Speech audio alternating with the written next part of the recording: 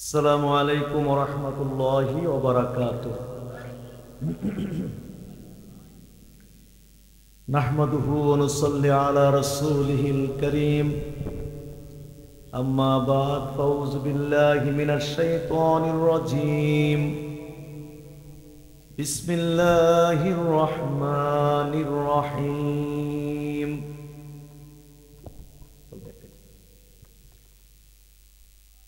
لقد كان لكم في رسول الله أسوة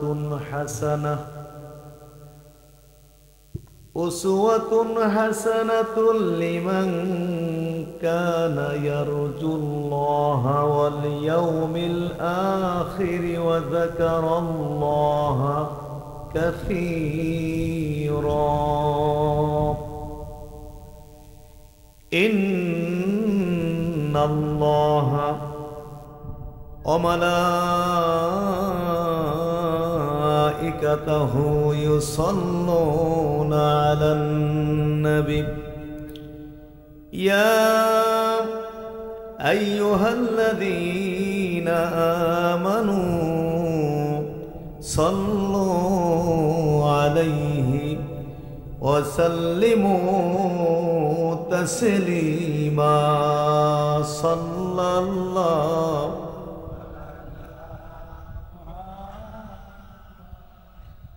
صلى الله عليه صلى الله على محمد صلى الله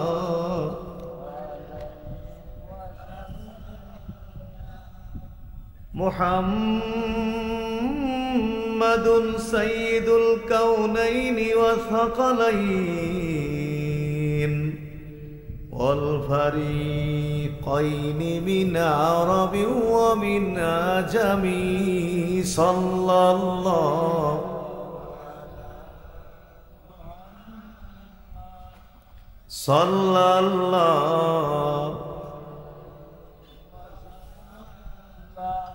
صلى الله على محمد صلى الله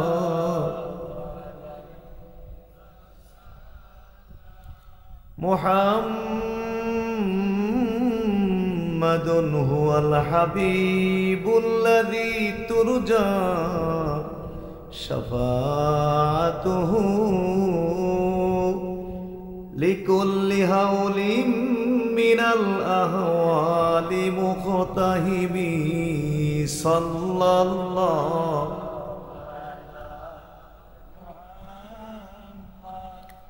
صلى الله عليه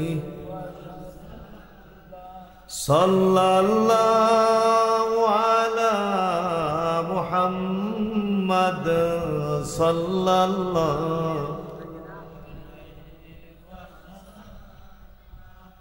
اللهم صل وسلم وبارك عليه.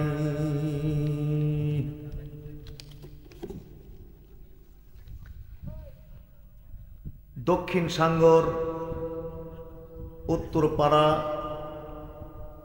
হযরত শাহজালাল রহমাতুল্লাহ আলাইহি ঈদগাহ ময়দানে অনুষ্ঠিত দক্ষিণ সাগর ভোলারহাটি যুব কাফেলার উদ্যোগে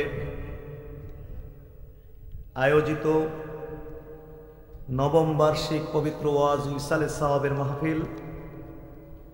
আজকের মাহফিলে উপস্থিত রয়েছেন মাহফিলের সভাপতি উস্তাজুল উলামা আলহাজ হযরত মাওলানা মুফতি শফিকুর রহমান পীর সাহেব, ওবাহাটা আজিজিয়া রহমানিয়া দরবার শরীফ।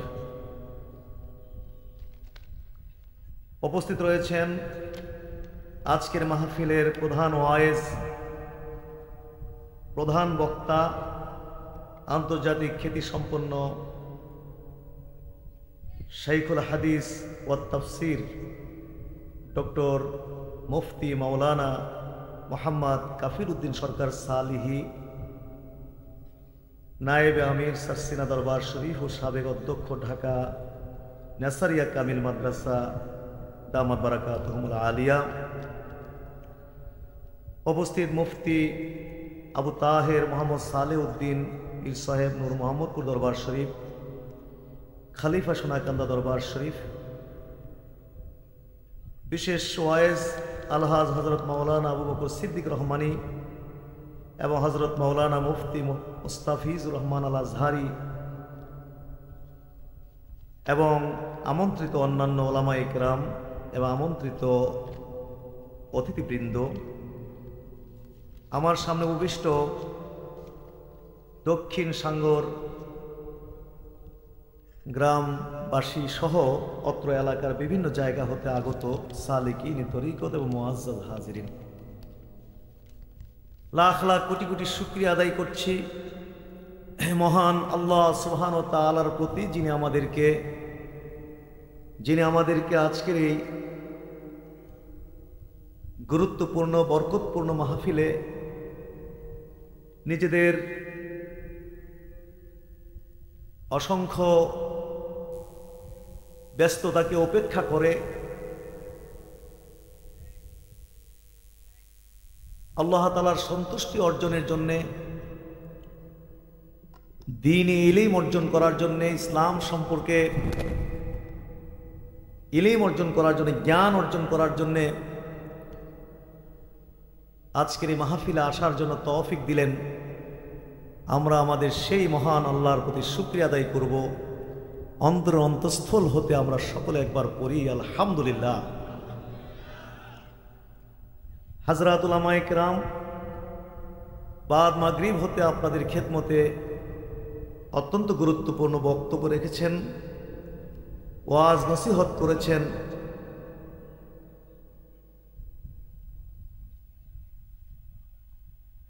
আপনারা ধৈর্যের সাথে এই সমস্ত ওয়াজ নসিহতগুলো শুনেছেন। আমি আশা করব ওলামায়ে কেরাম হতে যেসব নসিহত শুনেছেন, যদি এগুলো আমাদের জীবনে আমলে বাস্তবায়ন করতে পারি, তাহলে এগুলোই আমাদের সকলের জীবনের জন্য যথেষ্ট হতে পারে।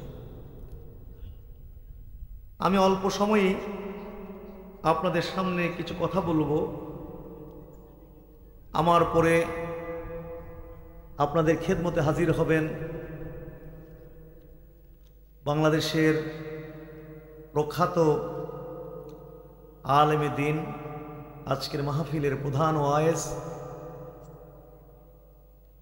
মুফতি হযরত মাওলানা মোহাম্মদ কাফিল উদ্দিন সরকার সালেহী সাহেব আপনাদের খেদমতে আসবেন। ইনশাআল্লাহ তিনি লম্বা চূড়া ওয়াজ নসিহত আপনাদের খেদমতে করবেন এবং তিনি আজকে আপনাদেরকে নিয়ে আখিরি মোনাজাত করবেন। আমার যেহেতু একটু ব্যস্ততা আছে আজকে, আমি সবসময় সাধারণত পড়ে আসি বা সময় নিয়ে কখনো, কারণ আমি জানি একটা মাহফিল আয়োজন করতে অনেক কষ্ট হয়, সেজন্যে আমি নিজের কষ্ট হলো সমস্যা হলো সবসময় পরেই আসি। তবে আজকে বিশেষ ইমার্জেন্সি কারণে আমাকে একটু আগে যেতে হবে, এই জন্যে আমি আপনাদের সামনে অল্প কথা বলবো, তারপরে ইনশাআল্লাহ হুজুর চলে আসবেন, পরে আপনাদেরকে নিয়ে বক্তব্য পেশ করবেন এবং দোয়া মোনাজাত করবেন। ইনশাআল্লাহ আমরা সেই পর্যন্ত বসতে রাজি আছি কিনা বলুন না, বসতে রাজি আছি কিনা বলুন আমিন। আল্লাহ তাআলা আমাদের সকলকে সবরের সাথে ধৈর্যের সাথে বসার জন্য তৌফিক দিন। তবে আমাদেরকে এই মাহফিলের মধ্যে বসতে হবে কোনো বিনোদনের উদ্দেশ্যে নয়, কোনো স্বাদ বা মজা উপভোগ করার জন্য আমরা এখানে বসবো না। আমরা এখানে বসবো আল্লাহ তাআলার সন্তুষ্টি অর্জনের জন্যে, দ্বীনি ইলম অর্জন করার জন্যে, এবং আমরা এখানে বসবো ইবাদতের নিয়ত করে আমরা এখানে বসবো। যদি এই নিয়তে বসতে পারি, যতক্ষণ বসে থাকবো প্রতিটি সেকেন্ডের বিনিময়ে আমলনামার মধ্যে নেকি জমতে থাকবে। কারণ ইবাদত এটা ব্যাপক বিষয়। যদিও আমরা অজ্ঞতার কারণে, ইসলাম সম্পর্কে নলেজ কম থাকার কারণে, ইবাদত সম্পর্কে না জানার কারণে আমরা ইবাদতকে অল্প কয়েকটি আমলের মধ্যে খাস করে ফেলি, সীমাবদ্ধ করে ফেলি। সলাত, যাকাত, সিয়াম, হাজ, তার সাথে হয়তো আরো কয়েকটি আমলের মধ্যেই আমরা ইবাদতকে সীমাবদ্ধ করে ফেলি। অথচ ইবাদত এটা আম বিষয়, ব্যাপক বিষয়। খুব সোজাভাবে যদি আপনাদেরকে ইবাদত বুঝাতে চাই, তাহলে আল্লাহ তাআলা খুশি হন এরকম যেই কোনো কাজই ইবাদতের অন্তর্ভুক্ত। কন্যা সুবহানাল্লাহ। কাউকে আপনি এক গ্লাস পানিও যদি পান করান, এটাও কিন্তু ইবাদত। একজন রাস্তা চিনে না, আপনাকে জিজ্ঞেস করলো যে আমি দক্ষিণ সাঙ্গর যাব কি করে, কোন রাস্তা দিয়ে? আপনি একটু আন্তরিকতার সাথে, একটু হাস্যোজ্জ্বল চেহারা নিয়ে আপনি সুন্দর করে একটু বলে দিলেন যে রাস্তা তো কয়েকটি আছে, তবে ওই রাস্তাগুলো ভাঙ্গা, তুলনামূলক এই রাস্তা ভালো আছে, এই রাস্তা দিয়ে গেলেই আপনি দক্ষিণ সাঙ্গর যেতে পারছেন। আল্লাহ রসুল বলেন যে সাথে সাথে আপনার আমল নামার মধ্যে সদকা শব্দের অর্থ দান, আল্লাহ তাআলা আপনার আমল নামার মধ্যে দানের নেকি লিখে দিবেন। দুজনে কথা বলার সময় একটু মুচকি হাসির সাথে কথা বলবেন। চেহারাটাকে ভয়ঙ্কর করে নয়, চোখগুলোকে ভয়ঙ্কর করে নয়, চোখগুলোকে একটু ইজি করে, সহজ করে, দুঠোঁটের মাঝে একটু মুচকি হাসির সাথে কথা বলছেন। আল্লাহ রসুল বলেছেন যে আপনার আমল নামার মধ্যে দানের নেকি লিখে দেওয়া হয়েছে। আজকে হাস্যোজ্জ্বল চেহারা পাওয়া বাংলাদেশে যেন দুর্লভ ব্যাপার হয়ে গেছে। সব ভয়ঙ্কর অবস্থায় আমরা আছি। ডাক্তারের কাছে গেলেও দেখবেন যে ডাক্তারের চোখে মুখে কোনো হাসির ছাপ নেই। আপনি ডাক্তারের অ্যাপয়েন্টমেন্ট নিয়ে আপনার সমস্যা কি এগুলো সব মুখস্থ করে গেছেন, কিন্তু ডাক্তারের চেম্বারে ঢোকার সাথে সাথে ডাক্তারের ভয়ঙ্কর চেহারা দেখা আপনি যা মুখস্থ করে গেছিলেন, চেহারা দেখার সাথে সাথে সব ভুলে গেছেন। এইভাবে থানায় যান, যারা সেখানে বসে আছে এদের চেহারা দেখলে আর কলিজায় পানি থাকে না। কোর্টে যান, সারা বাংলাদেশের যেখানেই যাবেন সেখানেই এই অবস্থা। একটু হাস্যোজ্জ্বল চেহারা, একটা আন্তরিক চেহারা, একটু মুচকি হাসির সাথে চেহারা এখন দুর্লভ ব্যাপার হয়ে গেছে, কারণ ইসলাম সম্পর্কে জানা নেই। যদি জানতো তাহলে এইখান থেকেও তো নেকি নেওয়ার সুযোগ ছিল নাকি ছিল না? আমাদের ইসলামে নেকি সংগ্রহ করাটা খুবই সহজ।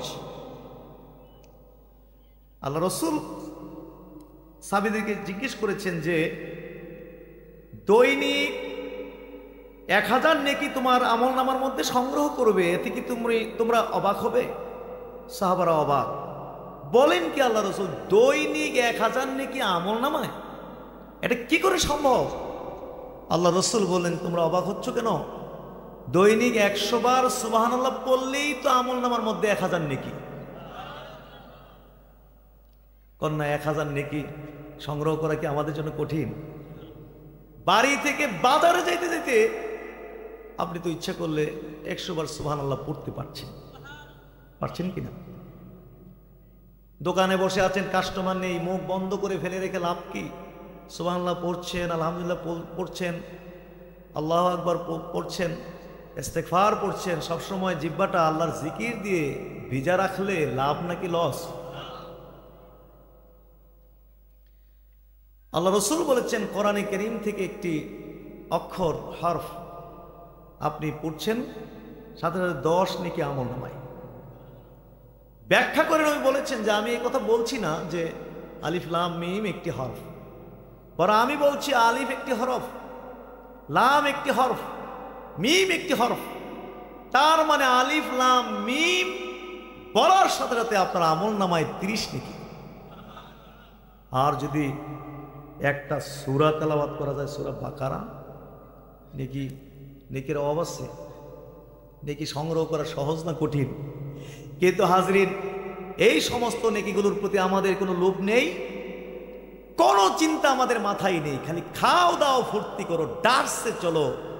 আখিরাতের চিন্তার দরকার নেই, নেকির চিন্তার দরকার নেই, চলছি আর কি।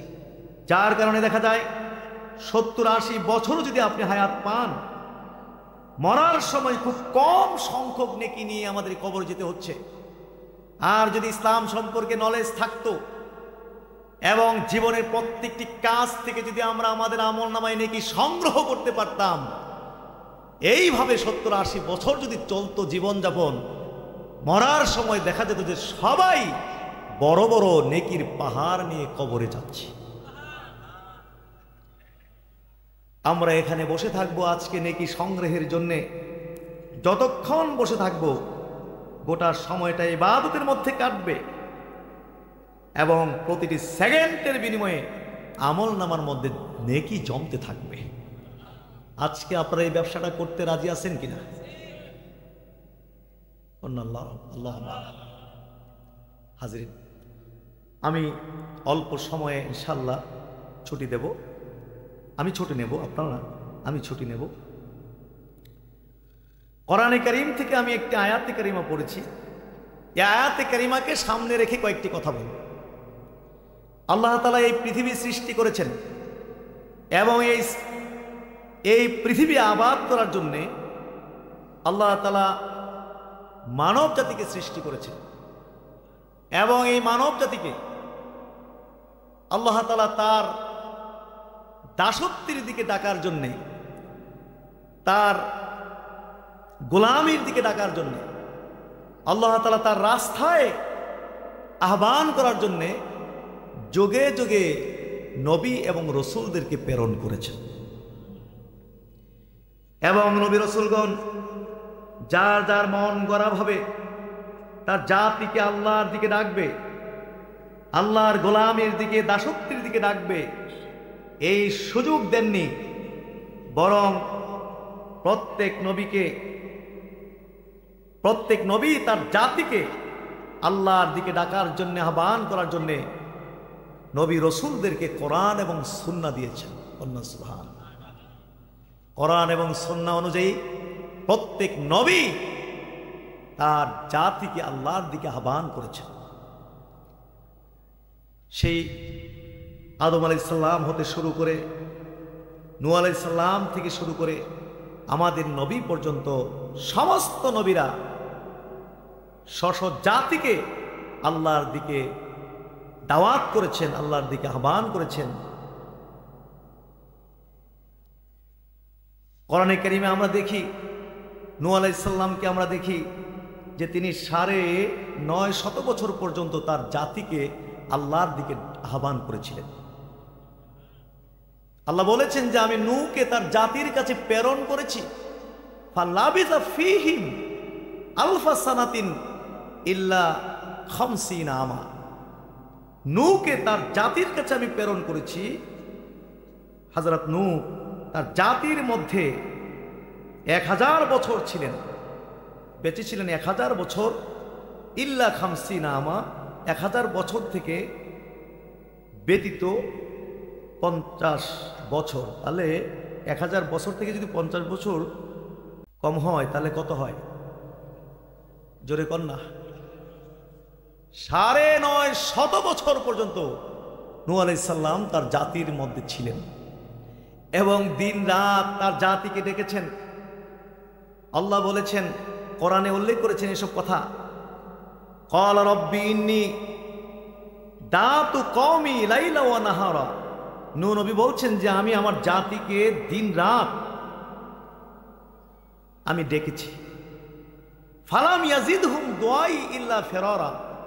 কিন্তু আমার জাতি আমার ডাক শোনেনি, আমার জাতি আমার থেকে পলায়ন করেছে। 950 বছর পর্যন্ত ডাকার পরে মাত্র 80 জন তার ডাকে সাড়া দিয়েছিল, আল্লাহর রাস্তায় আসছে। 950 বছরে কতজন? কারণ মানুষের অন্তর বাঁকা, মানুষ সোজা পথে চলতে পারে না। মানুষের কাছে বাঁকা পথটাই পছন্দ, সোজা পথে মানুষ আসতে চায় না। কারণ মানুষের মধ্যে নফস রয়েছে। মানুষের মধ্যে কি আছে? মানুষের শত্রু নফস রয়েছে। আরেকটি শত্রু রয়েছে, সেটা হচ্ছে শয়তান। নফস সবসময় খারাপ কাজের দিকে, বাঁকা পথে তাকে দিক নির্দেশনা দিয়ে থাকে, নফসে আম্মারা। আর শয়তান সবসময় বাঁকা পথে আহ্বান করে থাকে।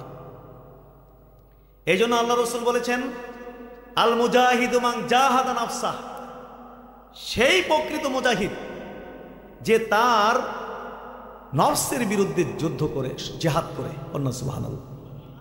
সেই প্রকৃত মুজাহিদ যে তার নফসের বিরুদ্ধে জিহাদ করে। নফসের বিরুদ্ধে জিহাদ এটা সবচেয়ে কঠিন জিহাদ। গোলাগুলির জিহাদ, ক্ষেপণাস্ত্রের জিহাদ, তরবারির জিহাদ এটা কোনো জিহাদই না, এটা একেবারে পানির মতো সহজ। ইন্ডিয়া বাংলাদেশ যদি জিহাদ হয়, বাংলাদেশের সৈনিকেরা, ইন্ডিয়ান সৈনিকেরা ওই ক্ষেপণাস্ত্রের যুদ্ধ করলো, গোলাগুলির যুদ্ধ করলো, বা তরবারির যুদ্ধ হলো, জিহাদের মাঠে কিছুক্ষণ তরবারি চালিয়ে গোলাগুলি করে একটি বুলেট এসে বুকের মাঝে পড়ার সাথে সাথে 5 মিনিটেই মোটামুটি শেষ। এটা পানির মতো সহজ। কিন্তু নফসের বিরুদ্ধে জিহাদ এটা সবচেয়ে কঠিন। জানা করার সুযোগ রয়েছে আপনার, এক্ষুনি জানাটা করতে পারেন। পৃথিবীর কেহ দেখবে না, আপনার স্ত্রী দেখবে না, ছেলে মেয়েরা দেখবে না, বাপ মা দেখবে না, গ্রামের কেউ দেখবে না, কেহই দেখবে না। চাইলে আপনি নিরাপদে আপনি জানায় লিপ্ত হতে পারছেন। নফস বলছে যে আরে দুনিয়ার কেউ দেখবে না, জানায় লিপ্ত হয়ে যা। নফস বারবার বলছে যে জানায় লিপ্ত হয়ে যায়, কেউ দেখবে না। কিন্তু আপনি নফসের বিরুদ্ধে লড়াই করলেন যে নো, পৃথিবীর কেউ না দেখলেও আমার আল্লাহ তো দেখছেন, সুতরাং আমি এই কাজে লিপ্ত হব না। কন্যা দেখে এই জিহাদটা কি সহজ না কঠিন? এত আস্তে বললে হবে? সবাইকে আরো জোরে। 5 লক্ষ টাকার একটি ঘুষের অফার আপনাকে করা হলো যে আপনাকে আমি 5 লক্ষ টাকা দেব, আপনি আমার পক্ষে একটি অবিচার করে দেবেন, 5 লাখ টাকা আপনাকে দেব। নফস বলছে যে কেউ জানতো না, দেখবে না, কত মানুষের লইয়া ফেলে, লইয়া লাও, এই সুযোগ আর কবে আসে ঠিক নাই। আপনি বললেন যে না, পৃথিবীর কেউ জানবে না, দেখবে না, কিন্তু আল্লাহ দেখবে। নফসের বিরুদ্ধে লড়াই করাটা কি সহজ না কঠিন? এই জন্য আল্লাহ রাসূল বলেছেন, আল মুজাহিদু মান জাহাদা নাফসা, সেই প্রকৃত মুজাহিদ যে তার নফসের বিরুদ্ধে জিহাদ করে। এ নফস সবসময় আমাদের বাঁকা রাস্তায় নিতে চায়, আর শয়তান আমাদেরকে বাঁকা রাস্তায় নেয়। শয়তান আমাদের দুষ্ট নাকি দুশ্মন? ইন্না শাইতানা লাকুম আদুউম মুবিন, শয়তান আমাদের বন্ধু নাকি শত্রু? এই জন্য বাঁকা পথে মানুষ। আজকে ওলামায়ে কেরাম এখানে বক্তব্য রাখবেন লম্বা সময় ধরে। এত লম্বা বক্তব্য থেকে এত শত শত মানুষ এখানে কে কদ্দুর গ্রহণ করবেন আল্লাহই জানে। কারণ অধিকাংশ মানুষের মানসিকতাটা সোজা না বাঁকা? বাঁকা। বুঝেন নাই? 950 বছর ডাকার পরে মাত্র 80 জন, এমনকি নিজের ছেলেও ডাক শোনেনি। ছেলেকে নূহ আলাইহিস সালাম বললেন, ইয়া বুনাইয়ার কাব মানা, ওঠো আমাদের সাথে নৌকা আরোহণ করো। ছেলে বলল, সাবি সাবিলা জাবালিন ইয়াসিমুনি মিনাল মা, না আমি উঠবো না, আমি পাহাড়ে উঠব, এই পাহাড় আমাকে পানি থেকে রক্ষা করবে। কিছু কর না কি এদিকে কি নাউজুবিল্লাহ আলহামদুলিল্লাহ সুবহানাল্লাহ কোয়া কি কোনো বেদাত টেদাতের মতো আছে নাকি?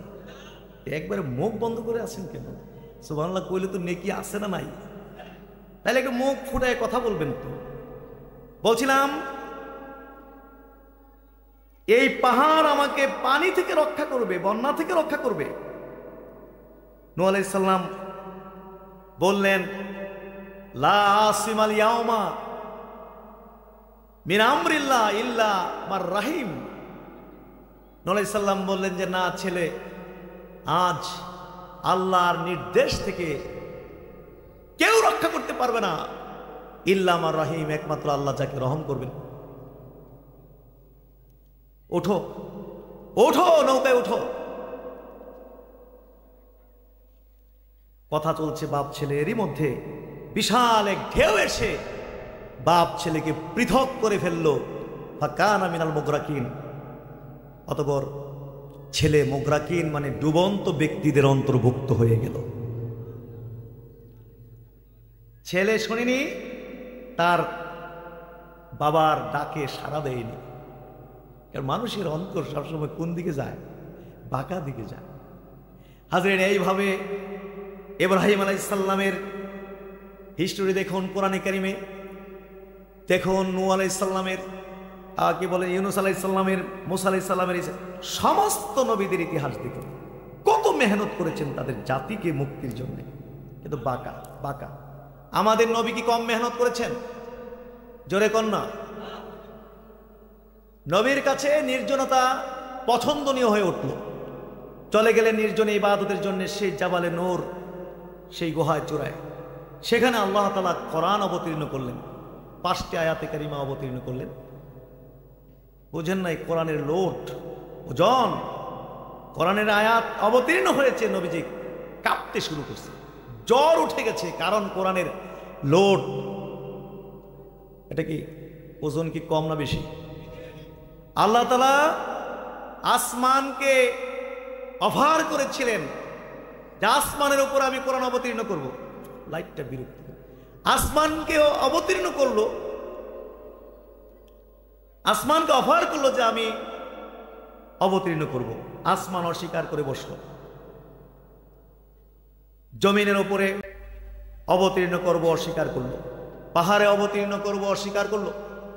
সেই কোরআন আমাদের নবীর উপরে এত ভারী কোরআন, যে কোরআনের ব্যাপারে বলেছেন যদি পাহাড়ে অবতীর্ণ করতাম পাহাড় চুরমার হয়ে যেত, সেই কোরআন আমাদের নবীর উপর অবতীর্ণ হয়েছে। কম্পন শুরু হয়ে গেছে। সেখান থেকে ওহী পেয়ে আম্মা খাদিজার কাছে আসলেন। আসার পরে কাঁপতে শুরু করলেন, জ্বর উঠে গেল। নবী বললেন আমার কি হলো, আমার কি হলো? জাম্মিলুনি জাম্মিলুনি, আমাকে তুমি কম্বল দিয়ে ঢেকে দাও। আম্মা খাদিজা বললেন আপনি কোনো চিন্তা করবেন না, আল্লাহ তাআলা আপনার কোনো ক্ষতি করবেন না, কারণ আপনি মানুষের ক্ষতি করেন না, মানুষের উপকারে আপনি থাকেন। সুবহানাল্লাহ। মানুষের বুঝা তুলে দেন, আত্মীয়তার সম্পর্ক ছিন্ন করেন না, আত্মীয়তার সম্পর্ক বজায় রাখে। অতএব আল্লাহ আপনাকে কোনো ক্ষতি করবেন না। আমি আপনাকে আমার চাচতো ভাই ওরাকা ইবনে নওফলের কাছে নিয়ে যাব। সে বড় ডাক্তার এবং তাওরাত ইনজিলের পণ্ডিত। আমি নিয়ে যাব সেখানে।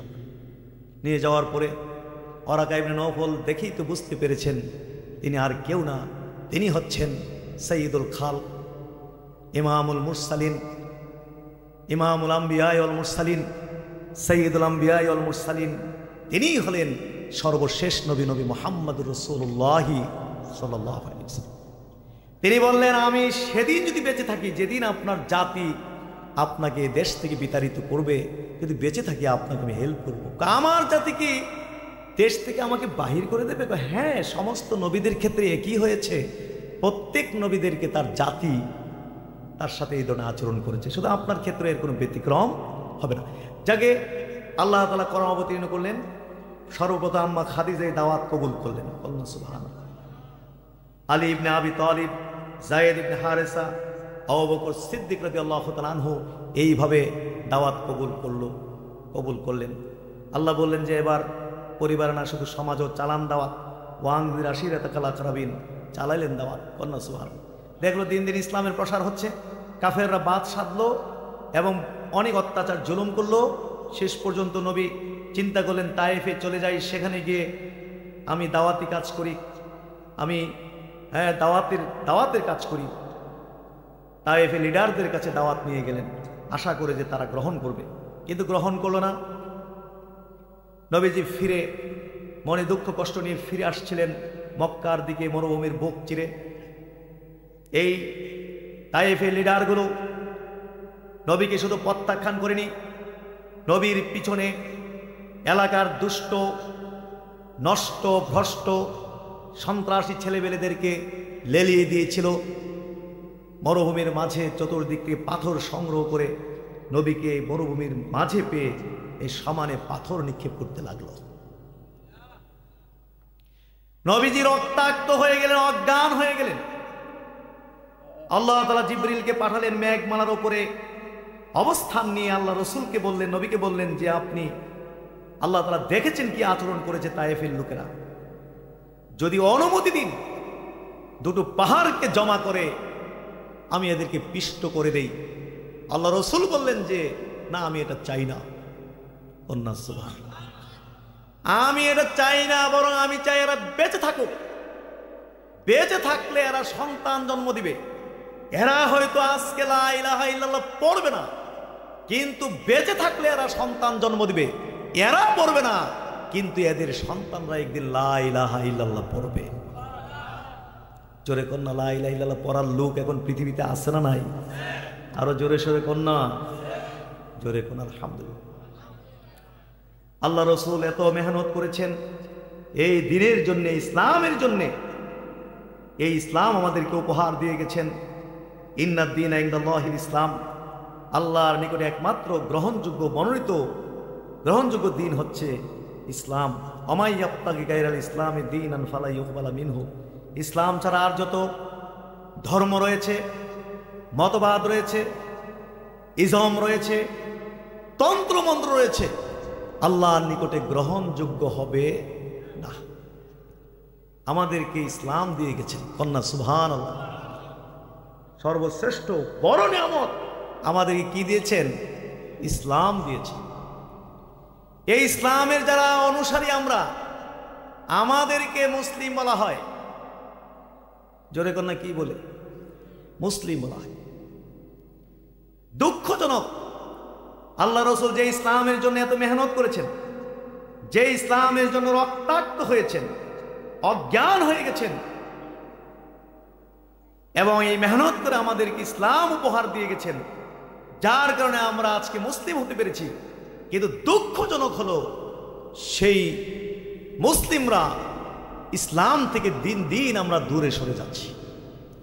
আল্লাহ রসুলের আদর্শ থেকে আমরা দূরে সরে যাচ্ছি। ইসলামের রীতিনীতি থেকে, কোরআন সুন্নাহর রীতিনীতি থেকে আমরা দিন দিন দূরে সরে যাচ্ছি। দিন দিন এই মুসলমানদের কাছে বিজাতীয় রীতিনীতি, কাফের মুশরিকদের রীতিনীতি, বিজাতীয় কালচার রীতিনীতি দিন দিন আমাদের কাছে জনপ্রিয় হয়ে উঠছে। দিন দিন জনপ্রিয় হয়ে উঠছে। ইসলামের রীতিনীতি ভাল লাগে না, রাসূলুল্লাহর আদর্শ ভাল লাগে না। দিন দিন কাফেরদের আদর্শ আমাদের কাছে জনপ্রিয়। কাফেরদের রীতিনীতি কর্ম আমাদের কাছে দিন দিন কি হচ্ছে? জনপ্রিয় হচ্ছে। এখন আর ডান হাতে খাবার খাইতে মুসলমানের ভাল লাগে না। এরও মুসলমান আছে না নাই? বাম হাতে খেতে ভাল লাগে, ডান হাতে খেতে মুসলমানের ভাল লাগে না। বাম হাতে খায় এরকম বহু মুসলমান আছে নাকি নাই? দেখবেন কিছু খাবার দিলেন, চামচ টামচ দিলেন, ডান হাত চলবে না, বাম হাত চলবে। এই বাম হাত দিয়ে খুব স্টাইল ধরে মুসলমান খাচ্ছে, এরকম মুসলমান আছে না? বাম হাতে পানি পান করছে, বাম হাতে চা খাচ্ছে, ডান হাতে সিগারেট খাচ্ছে। এই স্টাইলটা দেখছেন কিনা? আসি না আপনাদের এলাকায়? আল্লাহ জানে করতে এই নাজিল হয়েছে স্টাইল।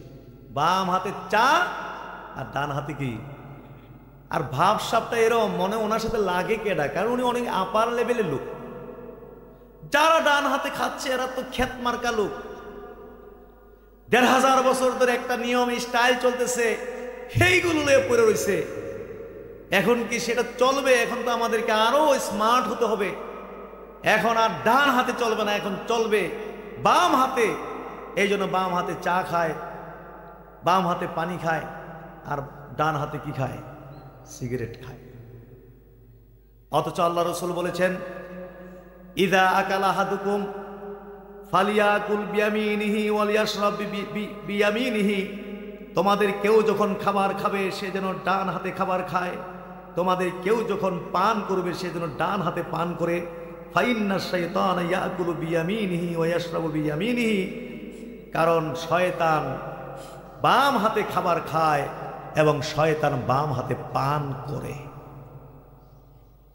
আমাদের কাছে পছন্দ হইল শয়তানের নিয়মটা। কার নিয়ম পছন্দ? শয়তানের নিয়ম পছন্দ, কাফির মুশরিকদের নিয়ম কারণ পছন্দ। ইসলামের রীতিনীতি আমাদের কাছে, রাসূলুল্লাহর রীতিনীতি, যেই ইসলামের জন্য নবী এত মেহনত করেছেন সেই নবীর রীতিনীতি আমাদের কাছে কি লাগে না? ভাল লাগে না। শুনুন, আমরা সোনাকান্দা দরবারের সাথে সম্পৃক্ত, ফরফুরা সালসালার সাথে সম্পৃক্ত, সারসিনা সহকানি সালসালাগুলোর সাথে আমরা সম্পৃক্ত। আমরা বাংলাদেশ তালিম হিজবুল্লাহর ছায়াতলে আছি। আমরা আহলুস সুন্নাহ ওয়াল জামাতের লোক। সবচেয়ে বেশি আমাদেরকেই নবীর অনুসরণ করতে হবে, নবীর সুন্নতের ফলোয়ার আমাদেরকেই সবার চেয়ে বেশি হতে হবে। আমরা রাজি না? রাজি না? হাত তুলতে পারবো ইনশাআল্লাহ? জোরে কোন আল্লাহুম্মা আমিন। ইসলামের রীতিনীতি ভাল লাগে না, কাফের রীতিনীতি ভাল লাগে।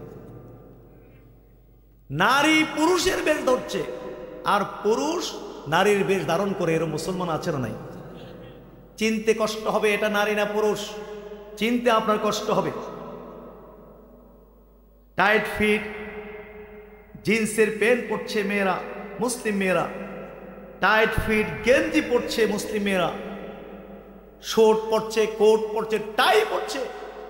মাথার চুলগুলো কেটে পুরুষের বেশ ধারণ করেছে, অফিসে যাচ্ছে, এখানে সেখানে যাচ্ছে। বুঝতে কষ্ট হবে এটা কি নারী নাকি এটা পুরুষ। আবার পুরুষও ইদানিং দেখছি নারীর বেশ ধরতে খুবই পছন্দ করছে। ফেসবুকে দেখলাম, বুঝেন নাই? ফেসবুক, এটা তো ফেসবুক ইউটিউব, এটা যে কি বিপদ। বড় বড় আল্লাহর ওলিদের দরজাকে মাটির সাথে ধুলিসাৎ করে দিছে এই ফেসবুক ইউটিউব। যারা মেহনত করে, রিয়াজত করে, যাদের দরজাকে আসমানে নিয়ে গেছে এই ফেসবুক ইউটিউব, তাদের দরজাগুলোকে মাটির সাথে ধুলিসাৎ করে দিছে। আমাদের সোনাকান্দা দরবারে ছবি, এটা তো মারাত্মক ব্যাপার ছিল। দাদার কোনো ছবি নেই, আমার আব্বার কোনো ছবি নেই। হজে গেছে, পাসপোর্ট সাইজের আমার আব্বার একটা ছবি আছে আর দাদার একটা ছবি, তাও নষ্ট নষ্ট হয়ে গেছে।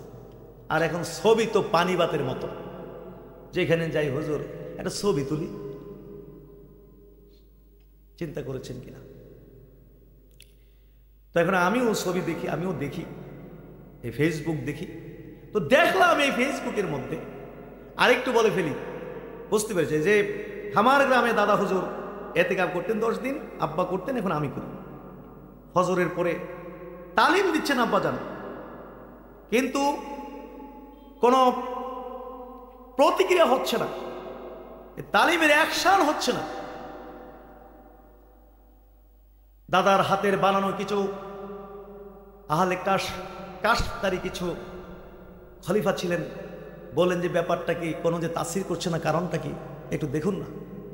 দেখলেন যে এই মসজিদের ভিতরে ছবি আছে। মসজিদের ভিতরে কি আছে? এত আস্তে কথা কয়, হ্যাঁ না কিছু কয় না, আল্লাহ কি আছে? ছবি। ব্যাপার কি? আর ছবি থাকবে কোত্থেকে? ক্যামেরাই তো নাই। ঢাকা ঢোকায় হয়তো কিছু ক্যামেরা আছে, এখানে ছবি আসবে কোত্থেকে? কয় না ছবি আছে, খুঁজতে খুঁজতে পাওয়া গেল এক লোক কম্বল নিয়ে আসছে, তার ছেলে বিদেশ থাকে, শীতকাল এই কম্বল নিয়ে আসছে, এতেকাব করতো। তো দেখে যে কম্বলের কোনায় একটা স্টিকার, এবং স্টিকারের মধ্যে বাঘের ছবি, নাক পুয়ে রয়েছে, বাঘ উড়বে ভাই, 2টা ঠ্যাং দিয়া। পরে কেচি দিয়া যখন এই বাঘের ছবি কাইটটা দূরে নিয়ে ফালাই দিছে, বুঝতে পেরেছেন কিনা, সমানে আপনার তাওয়াজ্জুর তুফান শুরু হয়েছে। তাওয়াজ্জুহ তো বিভিন্নভাবে দেয়, কি বলে ঠিক না? আল্লাহর ওলিরা বিভিন্নভাবে তাওয়াজ্জুহ দিতে পারে। একটু খাইয়া আপনাকে বলতে পারে যে এই বেটা খা, এটা খাওয়া না, এটা তাওয়াজ্জুহ। খাওয়ার পরে দেখা যেতে পারে যে একদম ভিতর নূর হয়ে গেছে। একটা ধরুন একটা কলা খাইয়াই কইলো যে এই বেটা নে খা, এটা খাওয়া না, এটা তাওয়াজ্জুহ। বিভিন্নভাবে তাওয়াজ্জুহ দিতে পারে, ভিতর ফ্রেশ হয়ে যাবে। কন্যা জুবান। যাই হোক, এই ছবি কাটতে দিয়ে ফালাই দিচ্ছে এই তাওয়াজ্জুহ তুফান। জোরে কোন সুবহান। হাজরিন, তাহলে কি বলতেছিলাম? হারিয়ে গেল। কি বলতেছিলাম? তা আমিও দেখি ফেসবুক ইউটিউব, আমিও দেখি। দেখলাম কি একজন যুবক, সে নাকি বাংলাদেশের মধ্যে সবচেয়ে সুদর্শন যুবক হিসাবে সে নাকি নির্বাচিত হয়েছে। ইন্না লিল্লাহি ওয়া ইন্না ইলাইহি রাজিউন। দুই কানের মধ্যে দুল লেগে পড়েছে, গলার মধ্যে গোল্ডের চেইন পরেছে, হাতে ব্রেসলেট লাগাইছে, ড্রেসগুলো জানি কি ধরনের আল্লাহ ছাড়া কেউ জানে। লেডিস আমি পয়লা মনে করছি কি যে দোকানের মধ্যে যে প্লাস্টিকের মানুষ বানাইয়া কাপড় চোপড় ভিন্দায়া দাঁড় করায় রাখে, এরূপ নিকুন একটা দাঁড়াই রয়েছে। পরে দেখি যে না, এটাতে অরিজিনাল হয়েছে মন বোঝা যায়। মুসলমানের রুচি এত নিচে যাবে কেন? মুসলমানের রুচি এত নিচে যেতে পারে কি করে? ১৫০০ বছর আগে আল্লাহ রাসূল বদদোয়া দিয়ে গেছেন এই সমস্ত নারী পুরুষদেরকে। আব্দুল্লাহ ইবনে আব্বাস থেকে হাদিস বর্ণিত হয়েছে, লানা রাসূলুল্লাহ সাল্লাল্লাহু আলাইহি ওয়াসাল্লাম আল মুতাশাব্বিহিনা মিনার রিজাল বিন নিসা। আল্লাহ রাসূল বদদোয়া দিয়েছেন ওই সমস্ত পুরুষদেরকে যে সমস্ত পুরুষরা নারীর বেশ ধারণ করে। ওই সমস্ত নারীদেরকে বদদোয়া দিয়েছেন যে সমস্ত নারীরা পুরুষের বেশ ধারণ করে। এর মাসরা নাই। ঢাকা শহরে আমাদের জানা আছে, আমাদের সাথে রিলেটিভ টুপি, দাড়ি, পাগড়ি, বাবরি, তাহাজ্জুদ পর্যন্ত মিস কাজা নাই, কপালে দাগ পড়ে গেছে, কিন্তু মেয়েটা অর্ধনগ্ন হয়ে ঢাকা শহরে ঘুরে বেড়ায়। এটা তার কাছে খারাপ লাগে না, তার কাছে আরো ইচ্ছা লাগে যে আমার মেয়েটা খুবই স্ট্যান্ডার্ড স্মার্ট। আল্লাহ রাসূল আপনাকে সুফি বলেননি, আল্লাহ রাসূল আপনাকে বুজুর্গ বলেননি, আল্লাহ রাসূল আপনাকে দায়ুস বলেছেন। কি বলেছেন? আর বলেছেন দায়ুস কখনো জান্নাতে যাবে। শুনুন, আমরা কি এই ধরনের আচরণ করতে পারি? আল্লাহর রাসূলের দ্বীনের সাথে বেঈমানি করতে পারি? আল্লাহ রাসূলের আদর্শের সাথে কি আমরা বেঈমানি করতে পারি? জোরে কোন আমিন। হাজরিন, এইভাবে কত কথা বলবো, কত দৃষ্টান্ত দেবো, আমি ছোট করতে হবে। হ্যাঁ, ছোট করতে হবে। অসংখ্য দৃষ্টান্ত। এইভাবে আমরা দিন দিন ইসলাম থেকে দূরে সরে যাচ্ছি, রাসূলুল্লাহর আদর্শ থেকে দূরে সরে যাচ্ছি। দিন দিন আমরা বিজাতীয় কালচার, রীতিনীতিকে আমরা বেশি পছন্দ করছি। আমরা ইসলামের উপরে থাকতে রাজি আছি না? আমাদের নবীর আদর্শের উপর থাকতে রাজি আছি না? জোরে কোন আল্লাহুম্মা আমিন। হাজরিন, ইসলামের রীতিনীতির উপরে আমরা থাকব, কাফেরদের রীতিনীতির উপরে আমরা চলবো না।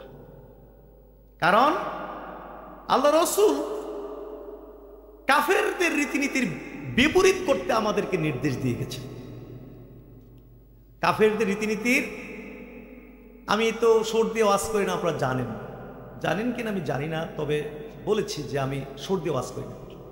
এই জন্য হয়তো আপনার ঘুম আসতে পারে, কিন্তু সুর দিয়ে আমি ওয়াজ করি না এই জন্যে, কারণ সুর দিয়ে ওয়াজ করা না জায়েজ না, জায়েজ আছে, তবে সুন্নত হলো এইভাবে বক্তব্য দেওয়া। আমি তো আপনাদেরকে একবার বলছি, আল্লাহ রাসূল প্রত্যেকটি কথা 3 বার বলতেন, যাতে করে কথাটা ভিতরে গিয়ে একদম পাথরের মতো বয়ে যায়। অন্য সুবহানাল্লাহ। সুর দিয়ে ওয়াজ না জায়েজ না, তবে সুর দিয়ে ওয়াজ করলে না এটা ভিতরে ঢুকতে চায় না, কানের উপর দিয়ে চলে যায়, মাথার উপর দিয়ে সব কথা কি চলে যায়। যেমন অনেকে গজল শুনে, গান শুনে 1.5-2 ঘন্টা পর্যন্ত ছেলেদেরকে জিজ্ঞেস করে যে 2 ঘন্টা গান শুনলা, কত কি শুনছো? ওই কি শুনছি এটা তো কই থাকতাম না, কিন্তু রসগোল্লার মতো মজা লাগছে, রসগোল্লার মতো কি লাগছে, মজা লাগছে। কিন্তু আল্লাহ রাসূল এইভাবে বলতেন, আম্মা আয়েশা সিদ্দিকা বলেছেন, লাউ আদ্দাহুল আদ্দু লাহসাহু, আল্লাহ রসুলের কথাগুলো যদি কেউ গণতে চাইতো, তিনি যে বক্তব্যের মধ্যে কয়টা কথা বলেছেন যদি গণতে চাইতো, লা আসাহু, নবী ভেঙ্গে ভেঙ্গে ভেঙ্গে ভেঙ্গে এমনভাবে কথা বলতেন, ইচ্ছা করলে গণতে পারতো যে আজকের বক্তব্যে তিনি কয়টা কথা কইছেন। সুন্নতের একটা বরকত আছে, যদিও শুনতে কষ্ট, শুনতে কি লাগে, কষ্ট লাগে। যেমন হাওড় এলাকার মানুষ হয়তো পরিশ্রমী, সুর নাই, এই জন্য অনেকে একটু দেখছি যে একটু ঘুম ঘুম ভাব। যদি এমন একটা ঘটনা কই সুর দিয়ে দেখবেন ঘুম টুম গিয়া আপনার হবিগঞ্জ শহরে যাইব গা ঘুম, বলেন ঠিক না? কিন্তু কানের ওপর দিয়ে সব কথা যাইব গা, কই যাইব গা? কানের। হাজির, আমি অল্প সবাই আপনাদের কষ্ট দেব। বড় বড় আলেম দাওয়াত করেছেন আপনারা, এই যে আমার পরে আসবেন, কত বড় আলেম, চিন্তাও তো করা যায় না। কিন্তু দেখা যাবে যে আপনার কথা বলবেন, হয়তো একটু একটু সুর দিবেন, আপনাদের জন্য দিতে হবে, দেবেন। যদি এইরকম মরা মানুষের মতো বইয়া থাকেন তাহলে কি হবে নাকি? সুবহানাল্লাহ কইতে কইলে মনে হয় যেন অনেক কষ্ট লাগছে বলতে। মুসলমানের তো জজবা থাকতে হবে। নারায়ে তাকবীর, আরো জোরে নারায়ে তাকবীর, নারায়ে রিসালাত, বলুন সকলে আলহামদুলিল্লাহ। এই দক্ষিণ হাঙ্গর ইসারে সব মাহফিল, ওয়াজ মাহফিল, ওয়াজ মাহফিল, ওলামায়ে কেরাম, ওলামায়ে কেরাম, জোরে কোন আলহামদুলিল্লাহ। একটু তাজা হন, তাজা তাজা তাজা একটু ভাবসাব দেখান না আমাদেরকে। এইটা কি হইল ভাই? এটা আল্লাহ রসুল কাফেরদের রীতিনীতির বিপরীত করতে বলেছেন, বিপরীত করতে বলেছেন। কাফেরদের, অমুসলিমদের অধিকার ইসলামের মধ্যে বিশাল, কন্যা সুবহানাল্লাহ। তাদের নিরাপত্তার দিয়েছে ইসলাম, কন্যা সুবহানাল্লাহ। কাফেরদের নিরাপত্তা, জানমালের নিরাপত্তা কে দিয়েছে? এদের অর্থনৈতিক নিরাপত্তা দিয়েছে ইসলাম, তাদের সামাজিক অধিকার দিয়েছে ইসলাম, জোরে কন্যা সুবহানাল্লাহ। অমুসলিম বা হিন্দু, বৌদ্ধ, খ্রিস্টান, তাদের কি মারা যাবে? হত্যা করা জায়েজ রয়েছে ইসলামে। আল্লাহ বলেছেন মান কাতালা নাফসান বিগায়রি নাফসিন আও ফাসাদিন ফিল আরদ। আল্লাহ বলেছেন যে যে ব্যক্তি কোন মানুষকে হত্যা করলো বিচার বহির্ভূতভাবে, রাষ্ট্রীয় যে বিচার প্রক্রিয়া রয়েছে, এই প্রক্রিয়া ছাড়া আইন হাতে নিয়ে কোনো মানুষকে কেউ হত্যা করলো, আও ফাসাদিন ফিল আরদ, অথবা বিশৃঙ্খলা সৃষ্টি করে, পৃথিবীতে বিশৃঙ্খলা সৃষ্টি করে কোনো মানুষ হত্যা করলো, মানে মব ভায়োলেন্স করে। বর্তমান সুন্দর ইংরেজি একটা বাইর হয়েছে, সেই ইংরেজিটা কি? মব ভায়োলেন্স করে কোনো মানুষকে হত্যা করে, বা কার নামা কাতালান নাস জামিয়া, সে যেন সমস্ত মানুষগুলোকে হত্যা করলো। তাহলে মানুষ হত্যার কথা বলা হয়েছে।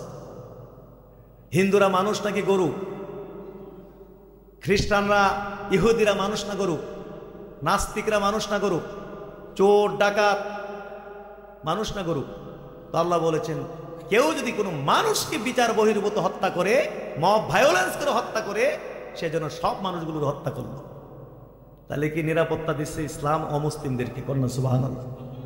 আল্লাহ রসুল বলেছেন যে ব্যক্তি কোনো মুসলিম দেশের অমুসলিম নাগরিককে হত্যা করবে, সে জান্নাতে প্রবেশ করবে না, যদিও জান্নাত এবং জান্নাতের গ্রাণও পাবে না, যদিও সে জান্নাতের গ্রাণ যায় 40 বছরের দূর পর্যন্ত। কন্যা সুবহানাল্লাহ। তাহলে চিন্তা করে দেখেন কত দূরে থাকবে, নিরাপত্তা দিচ্ছে।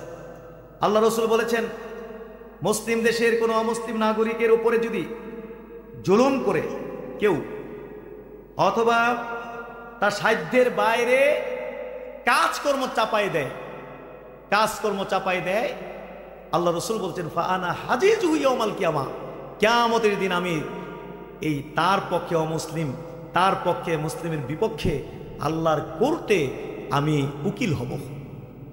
ফানা হাজিজু, আমি হুজ্জত দলিল প্রমাণ পেশ করব। কোর্টে যেরকম অ্যাডভোকেটরা তার আসামির পক্ষে দলিল প্রমাণ পেশ করে যে আমার আসামি নির্দোষ, এই হচ্ছে দলিল, আল্লাহর রসুল দলিল প্রমাণ পেশ করবে এই মুসলিমের বিপক্ষে। এই যদি কোনো অমুসলিমের উপরে যদি সাধ্যের বাইরে কোনো দায়ভার কি করে দেয়, চাপায়া দেয়।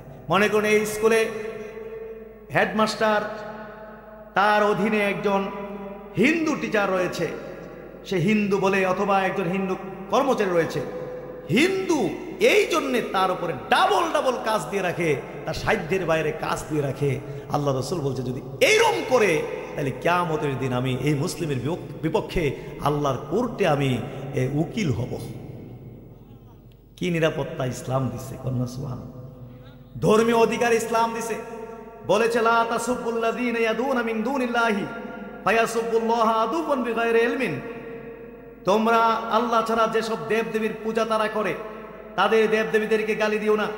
যদি তোমরা তাদের দেবদেবীকে গালি দাও তাহলে তারা শত্রুতাবশত, অজ্ঞতাবশত তোমাদের আল্লাহরেও তারা কি দিবে, গালি দিবে। চিন্তা করেছেন কিনা? কি নিরাপত্তা দিছে ইসলাম, কন্যা সুবহান। হিন্দুরা তাদের মন্দিরে যাবে, তারা তাদের দেবদেবীর পূজা করবে, ইসলামের কি বলে যেন তাদের রীতিনীতি অনুযায়ী যা মন চায় তা করবে, স্বাধীনভাবে করবে, 100% নিরাপত্তার সাথে করবে। সরকার তাদেরকে নিরাপত্তা দিবে, অন্য কেউ না, সরকার নিরাপত্তা দিবে। তারা স্বাধীনভাবে তাদের ধর্মকর্ম তারা পালন করবে। ইসলাম এই নিরাপত্তা তাদেরকে দিছে, অন্য সুবহান। সামাজিক নিরাপত্তা দিছে, সামাজিক নিরাপত্তা। আপনার প্রতিবেশী কোনো মুসলিম, তার ঘরে খাবার না থাকলে, ডাল চাল না থাকলে, অথবা সে যদি আপনার কাছে সাহায্য চায়, আমার ঘরে চাল ডাল নেই, অবশ্যই আপনাকে মুসলিম প্রতিবেশীর ঘরে যেরকম চাল ডাল পৌঁছাইতে হবে, অমুসলিম প্রতিবেশী, হিন্দু বৌদ্ধ খ্রিস্টান যেই হোক না কেন প্রতিবেশী, তার ঘরেও আপনার খাবার পৌঁছে দিতে হবে। মুসলিম প্রতিবেশী অসুস্থ হলে তাকে যেমন দেখতে যেতে হবে, অমুসলিম প্রতিবেশী অসুস্থ হলে তাকেও দেখতে যেতে হবে। আল্লাহ রসুলের দরবারে এক ইহুদি ছেলে আসতো, নবীর কিছু খেদমত করিত, কাজ বাজ করিত। আল্লাহ রসুল দেখছেন না এই ছেলেটাকে কয়েকদিন, জিজ্ঞেস করলেন ছেলেটা কোথায়, সে যে এখন আসে না, দেখি না, ব্যাপার কি? আল্লাহ রসুল সে তো খুব অসুস্থ। দ্রুত আল্লাহ রসুল দৌড়াই গেলেন, গিয়ে দেখলেন ছেলের অবস্থা ভালো না, বাঁচবে না। আল্লাহ রসুল মনে করলেন যে মরার সময়ও যদি একটু কলমাটা পড়াই দিতে পারি তাহলে তো সে মুক্তি পেয়ে গেল। আল্লাহ রসুল বললেন যে আসলিম, তুমি ইসলাম কবুল করো। তার বাবা ছিল পাশে দাঁড়ানো, ছেলেটা তার বাবার দিকে তাকালো, মানে তার বাবা কি বলতে চায়। নবী মুহাম্মদ রাসূলুল্লাহ সাল্লাল্লাহু আলাইহি ওয়াসাল্লাম তিনি তো অফার করেছেন ইসলাম কবুল করতে। বাপে কি কয়, বাপের চেহারার দিকে তাকাইছে, বাবা বলে দিল আতি আবুল কাসেম, তুমি আবুল কাসেম নবী মুহাম্মদ রাসূলুল্লাহ সাল্লাল্লাহু আলাইহি ওয়াসাল্লাম যে অফার করেছে সেটার তুমি অনুসরণ করো। সাথে পড়লো আশহাদু আল্লা ইলাহা ইল্লাল্লাহ ওয়া আশহাদু আন্না মুহাম্মাদান রাসূলুল্লাহ, কনা সুবহানাল্লাহ। আল্লাহ রসুল এই কথা বলতে বলতে বের হলেন যে আমি সেই আল্লাহর শুকরিয়া আদায় করি যে আল্লাহ এই ছেলেটিকে জাহান্নাম থেকে মুক্তি দিয়েছেন। এইভাবে ইসলাম অধিকার। একটা হিন্দু মেয়ে যদি ল্যাংটা চলে, তাদের ধর্মে কর্মে যদি ল্যাংটা থাকে চলবে শেষ, ল্যাংটা অর্ধনগ্ন হয়ে সারা দেশ ঘুরাবে যদি হে ধর্মে কর্মে এরকম নিয়ম থাকে। এখন আপনি যদি মনে করেন আরে মুসলমানের মেয়ের দিকে না তাকান যাবে না, হে যেহেতু হিন্দু হের দিকে একেবারে চাইয়া থাকিয়া মনের যত সাত মাথা সব মিডাইলেই কি সুযোগ আছে? আল্লাহ বলেছেন তুমি তোমার চোখকে নিম্নগামী করবে, কন্যা সুবহান। সে তার ধর্মকর্ম অনুযায়ী হিসেবে চলবে, কিন্তু তোমার ডিউটি হচ্ছে তুমি তোমার চোখকে নিম্নগামী করবে, কন্যা সুবহান। হাজরিন, এইভাবে তাদেরকে অধিকার দিয়েছে, সর্বক্ষেত্রে অধিকার দিয়েছে। কিন্তু দিনের ক্ষেত্রে, আদর্শের ক্ষেত্রে, ইসলামের ক্ষেত্রে চুল পরিমাণ আপোষ করার কোনো সুযোগ ইসলামের মধ্যে, আরো জোরে কর, আছে? জোরে কর, নাই? জোরে কর না। চুল পরিমাণ আপোষ করার কোনো সুযোগ নেই। আল্লাহর রাসূল বলেছেন দিনের ক্ষেত্রে, এইসব ক্ষেত্রে তুমি ওদের বিপরীত করবে। যেমন ধরুন রোজার কথা বলি, রোজার যে ইফতার, আল্লাহ রাসূল বলেছেন তোমরা ইফতার দ্রুত করবে, তাড়াতাড়ি করবে, কারণ ইহুদি নাসারারা ইফতার দেরি করে করে। তারা ইফতার কি করে? দেরি করে করে। এদের বিপরীত করতে গিয়ে তুমি ইফতারটা কি করবে? তাড়াতাড়ি করে করবে। তাড়াতাড়ি অর্থ আবার এটা বুঝছেন না যে আসরের পরে খেয়াল হন যাবো, এটা নেই কোনো কিছু। বাংলাদেশে একটি গ্রুপ কিন্তু আছে অযথা আমাদের পায়ে পাড়া দিয়ে ঝগড়া করতে চায়, আমাদের প্রতিটি মাসালার সাথে দ্বিমত পোষণ করে পণ্ডিতি জাহির করতে চায়, বুঝাইতে চায় দেশের জনগণকে তারা এইমাত্র আসমান থেকে নেমে আসছে। বিশাল পণ্ডিত, বিশাল জানুন না, পণ্ডিতি জাহির করার জন্য প্রতিটি মাসালায় দ্বিমত পোষণ করে, দরকার নাই প্রয়োজন নাই সেইখানেও এই মাসলা নিয়ে দ্বিমত পোষণ করে। হয় যে বাংলাদেশে কারোই ইফতার হয় না, কারণ এই দেশের মানুষ দেরি করে ইফতার করে। আর কি দেরি, তাহলে কি দেরি বলতে তাড়াতাড়ি বলতে কি আসরের পরে খাইয়ে দিতে কইছে এগুলো? দেরি তাড়াতাড়ি বলতে কি এই কথা মনে করা যাবে না? সারাদিন না খেয়ে মরছি না, আর 1 ঘন্টা না খাইলে কি মরে যাবো কিনা, 1 ঘন্টা পরেই খামো, এইরকম মনে করার কোনো সুযোগ নেই। সময় হয়েছে, খেয়ে ফেলবে, এটা বলা হয়েছে। কন্যা, তাহলে দেখেন ছোট্ট জায়গা, এখানে বিপরীত করতে বলেছেন কেন? যাতে আমার ইসলামের বৈশিষ্ট্য, আমার ইসলামের স্বকীয়তা যেন নষ্ট না হয়ে যায়, অন্য ধর্মের মধ্যে যেন আমার ইসলামের রীতিনীতি বিলীন না হয়ে যায়। সুবহানাল্লাহ। সাহারির ব্যাপারে বলেছেন তোমরা সাহারি খাবে, কারণ ইহুদি নাসারারা সাহারি খায় না, ওদের বিপরীত করবে যাতে আমার ইসলাম এদের মধ্যে বিলীন না হয়ে যায়। সুবহানাল্লাহ। আল্লাহ রাসূল বলেছেন তোমরা মুশরিকদের সাদৃশ্য রাখবে না, বিপরীত করতে গিয়ে তোমরা দাড়ি লম্বা করবে, মুখ ছোট করবে। কন্যা সুবহানাল্লাহ। তোমরা তাদের সাদৃশ্য করবে না। ইহুদিরা আঙ্গুল দিয়ে, আঙ্গুলের ইশারায় সালাম দেয়, হ্যাঁ, আর কারা খ্রিস্টানেরা হাতের তালু দিয়ে সালাম দেয়, আর তোমরা সালাম দিবা, আসসালামু আলাইকুম কইবা। কন্যা সুবহানাল্লাহ। বিপরীত করতে বলছে। আল্লাহ রাসূল বলেছেন মক্কা থেকে মদিনায় হিজরত করে যখন গেলেন, গিয়ে দেখলেন সেখানের লোকেরা 2 দিন উৎসব করে পালন করছে। আল্লাহ রাসূল জিজ্ঞেস করছেন তোমরা এই 2 দিন কি এইভাবে উৎসব করে পালন করছো, ব্যাপার কি? বলেছেন এই 2 দিন এইভাবে সেই জাহিলি যুগ থেকে আমরা পালন করে আসছি। আল্লাহ রাসূল বললেন আল্লাহ তাআলা তোমাদেরকে এই 2 দিনের পরিবর্তে এই 2 দিন থেকে আরো উত্তম 2 দিন তোমাদেরকে উপহার দিয়েছে। বিপরীত, একটা হলো ঈদুল ফিতর, আর একটা হচ্ছে ঈদুল আজহা। কন্যা সুবহানাল্লাহ। একটা ঈদুল ফিতর, আর একটা কি ঈদুল আজহা। আবার এই হাদিস দিয়ে বাংলাদেশে দলিল দেয় কিছু ওলামা, যে বাংলাদেশে দলিল দেয় এই হাদিস দিয়ে কিছু ওলামা বলে যে বছরে মাত্র 2টা ঈদ, দলিল দেয় বছরে মাত্র 2টা ঈদ, আর দলিল হচ্ছে এই হাদিস। আর এই একটা হাদিস দিয়ে দলিল দিলেই কি হয়ে যাবে নাকি? এই হাদিসের মধ্যে আনা 2টা ঈদ, এখনই যদি মোট লেখা ফেলেন, সমান সমান দিয়ে মোট লেখা ফেলেন, তাহলে অঙ্ক ভুল হয়ে যাবে। আপনাকে আরো দেখতে হবে যে আর কোনো হাদিস আছে কিনা, ওই হাদিসের মধ্যে আর কোনো ঈদ আছে কিনা। সব দিয়ে না যোগ দিতে দিতে দিতে পরে গিয়ে সমান সমান দিয়ে অঙ্ক বাইরে বসে মোট কয়টা ঈদ, নাকি একটা হাদিস দিয়ে হয়ে যাবে? এই যে নামাজ পড়ি, একটা আয়াত দিয়ে কি নামাজ সাব্যস্ত হয়ে যায়? এক আয়াতে বলেছে নামাজ পড়ো, আরেক জায়গায় বলেছে রুকু করো, আরেক জায়গায় গেলে পাবেন সেজদা করো। আবার এই কোরআনের দিয়ে সম্পূর্ণ হবে না, যেতে হবে হাদিসের কাছে। সেখানে গেলে আবার দেখা যাবে এক হাদিসে কেমনে রুকু দিতে হয়, রুকু কি পড়তে হয়, সেজদা কেমনে দিতে হয়, সেজদা কি পড়তে হয়, ইত্যাদি ইত্যাদি ইত্যাদি। সবগুলো হাদিস কোরআনের আয়াত ছড়ায় ছিঁড়ে পড়ে রয়েছে। সবগুলোকে এক জায়গায় জমা কইরা যখন জোড়া দেওয়া হবে, এরপরে সমান সমান দিলে এরপরে এইটা হইব নামাজ। এটা হইব কি নামাজ। যেমন ইঞ্জিনের সবগুলো পার যদি ছড়াই দেন, তাহলে এটা কি ইঞ্জিন? সবগুলো পার যখন জোড়া টোড়া দিয়ে স্টার্ট দিবেন, তখন এটা হবে কি ইসলাম। রাখিনি আল্লাহ রসুল আপোষ করার কোনো সুযোগ রাখেন নাই। কন্যা সুবহানাল্লাহ। কিন্তু হাজরিন, আমরা আজকে দেখছি, আমরা আজকে কি দেখছি? স্বপ্ন দেখছি নাকি মরে গেলাম, আখিরাত থেকে কিছু দেখছি কিনা? আজকে মুসলমান আমরা কিভাবে আমাদের ইসলামকে অন্য ধর্মের মধ্যে একাকার করে দিচ্ছি, বিলীন করে দিচ্ছি। জোরে কোন নাউজুবিল্লাহ। আরো জোরে বলতে হবে নাউজুবিল্লাহ।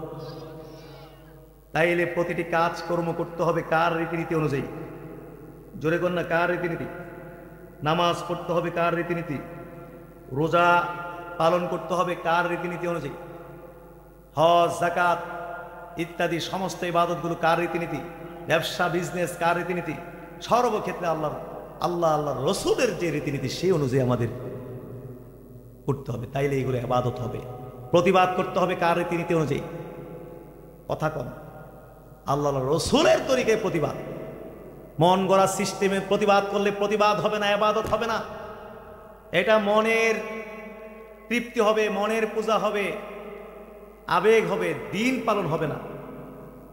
মানরা মিনকুম মুনকারান ফালিয়ুগাইয়ির বিয়াদি, তোমাদের কেউ যদি কোনো মন্দ দেখো সে যেন এটা হাত দ্বারা পরিবর্তন করে, শক্তি প্রয়োগের মাধ্যমে পরিবর্তন করে।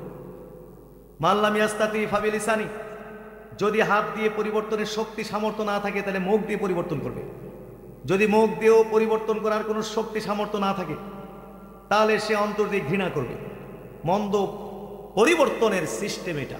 তাহলে এক নম্বর কি বলা হয়েছে, যে হাত দিয়ে শক্তি প্রয়োগের মাধ্যমে কি করবে? মন্দ পরিবর্তন করবে। এই শক্তি আমার আপনাদের নেই, এই শক্তি আমার আপনাদের নেই। কারণ ক্ষমতা আছে প্রশাসনের কাছে। ক্ষমতা আছে কি? আমি আপনি যদি মনে করি এই এলাকার গুন্ডা পান্ডা সন্ত্রাসী সব মিলে যদি একটা ক্লাব করে, এখানে মদ গাঞ্জা চলতেছে, নারী বাজি চলতেছে, সব চলতেছে, অন্যায় চলতেছে, আমি আর আপনি যদি বাধা দিতে যাই তাহলে আমার মাথা ফাটাই ফেলাইব, মারামারি লাগাই দিয়ে এখানে কেস মামলা হয়ে হাজার হাজার মানুষ বিপর্যয়ের মধ্যে পড়ে যাবে। সুতরাং এই শক্তি আমার নেই। হ্যাঁ, আমার যদি এরকম প্রভাব থাকে, আমাকে সম্মান করে সবাই প্রভাব থাকে, যা আমি গিয়ে সেখানে দাঁড়াইলে এটা কি হয়ে যাবে? বন্ধ হয়ে, তাহলে আমার উপরও ফরজ। তাইলে এই শক্তি আছে প্রশাসনের কাছে। যদি ওসি সাহেব, আপনাদের এটা কোন থানা? বানিয়াচঙ্গের থানার ওসি এবং 10-20 জন পুলিশ সদস্য নিয়ে যদি এই ক্লাবের উপরে হামলা করে, তাইলে যে সন্ত্রাসীরা পিছনের জানালা দিয়া লাভ দিয়ে হইরা হইরে এমন দৌড় দিব, দৌড়ের ঠেলায় পাও দেখা যাইত না। কি বলেন, ঠিক না? পাও দেখা যাইব? যাইব না। এই জন্য এলাকার যত অন্যায় আছে এগুলো দায় দায়িত্ব যারা প্রশাসনের দায়িত্বশীল আছে, সমস্ত পাপের অংশীদার তারা হবে, আমি আপনি হব না। যেহেতু আমার সেটা ডিউটি না। আমার ডিউটি হলো, যেহেতু এটা নাই, 2 নম্বর যেটা স্তর সেটা হচ্ছে কি, মুখ দিয়ে এই যে আপনাদেরকে পরিবর্তন করতেছে। জোরে কন্যা সুবহানাল্লাহ। মদের বিরুদ্ধে, গাঞ্জার বিরুদ্ধে, এই বিরুদ্ধে করতেছে। যদি এর দূর ক্ষমতা না থাকে, আপনি কথা বলার ক্যাপাসিটি নেই, সেই জ্ঞান বুদ্ধি নেই, সেই জ্ঞান নেই আপনার, অথবা বলতে পারলেও সন্ত্রাসীরা বলে জিব্বা কাটায় ফেলামো, যদি আর এইসব ব্যাপারে কথা কল, তাইলে আপনি ঘরে বইয়ে বইয়ে কাজটাকে ঘৃণা করতে থাকবেন। কিন্তু আজকে আবেগে আমাদের এই সিস্টেমগুলো চার যেমনি মন গড়া ভাবে চিন্তা করছি, এই জন্য অন্যায় দূর হয় না, বরং অন্যায় সব ঐক্যবদ্ধ হয়ে সত্যের বিরুদ্ধে চ্যালেঞ্জ হয়ে আরো প্রতিষ্ঠিত হয়। কি বলেন, ঠিক না? এই যে দেখেন না, নুরা পাগলা না কি জানি কয়েছে, লাভ মাটি নিচে তুইলে ভুই রয়েছে তৌহিদি জনতা মন গড়া পদ্ধতি দিয়ে এগুলো মনে করছে যে আমরা একদম তৌহিদবাদী হয়েছি, কোরআন সুন্নাহর ফলোয়ার হয়েছি, আমরা কোনো মন্দকে সহ্য করতে পারি না, আমাদের ঈমান খুব তাজা। অথচ তরিকা গ্রহণ করছে মনের থেকে, কার থেকে? আবেগ থেকে, কোরআন সুন্নাহ থেকে তরিকা নেই। 2-4 জন হিন্দু আর কি বলে 2-4 জন নাস্তিক যদি আপনি মেরে ফেলেন, মনে করবেন যে সব নাস্তিক শেষ হয়ে গেছে নাকি? না, আরো বাড়বে সবাই, যে আমাদের উপর আক্রমণ আসতেছে। সুতরাং যত নাস্তিক আছো আসো, আমরা ঐক্যবদ্ধ হয়ে এদেরকে মোকাবেলা করি, তখন নাস্তিকতাবাদ আরো কি হবে? প্রতিষ্ঠিত হবে। এই জন্য প্রতিটি কাজ আমাদের কোরআন সুন্নাহর আলোকে করতে হবে। এইভাবে রাজনীতি করতে হবে কিনা? জোরে এখন রাজনীতি করতে হবে কোরআন সুন্নাহ থেকে, না ওই আমেরিকার কাছ থেকে তরিকা ইন্না রাজনীতি করতে হবে? কোরআন সুন্নাহ থেকে। ইসলামের রাজনীতি আছে নাকি নাই?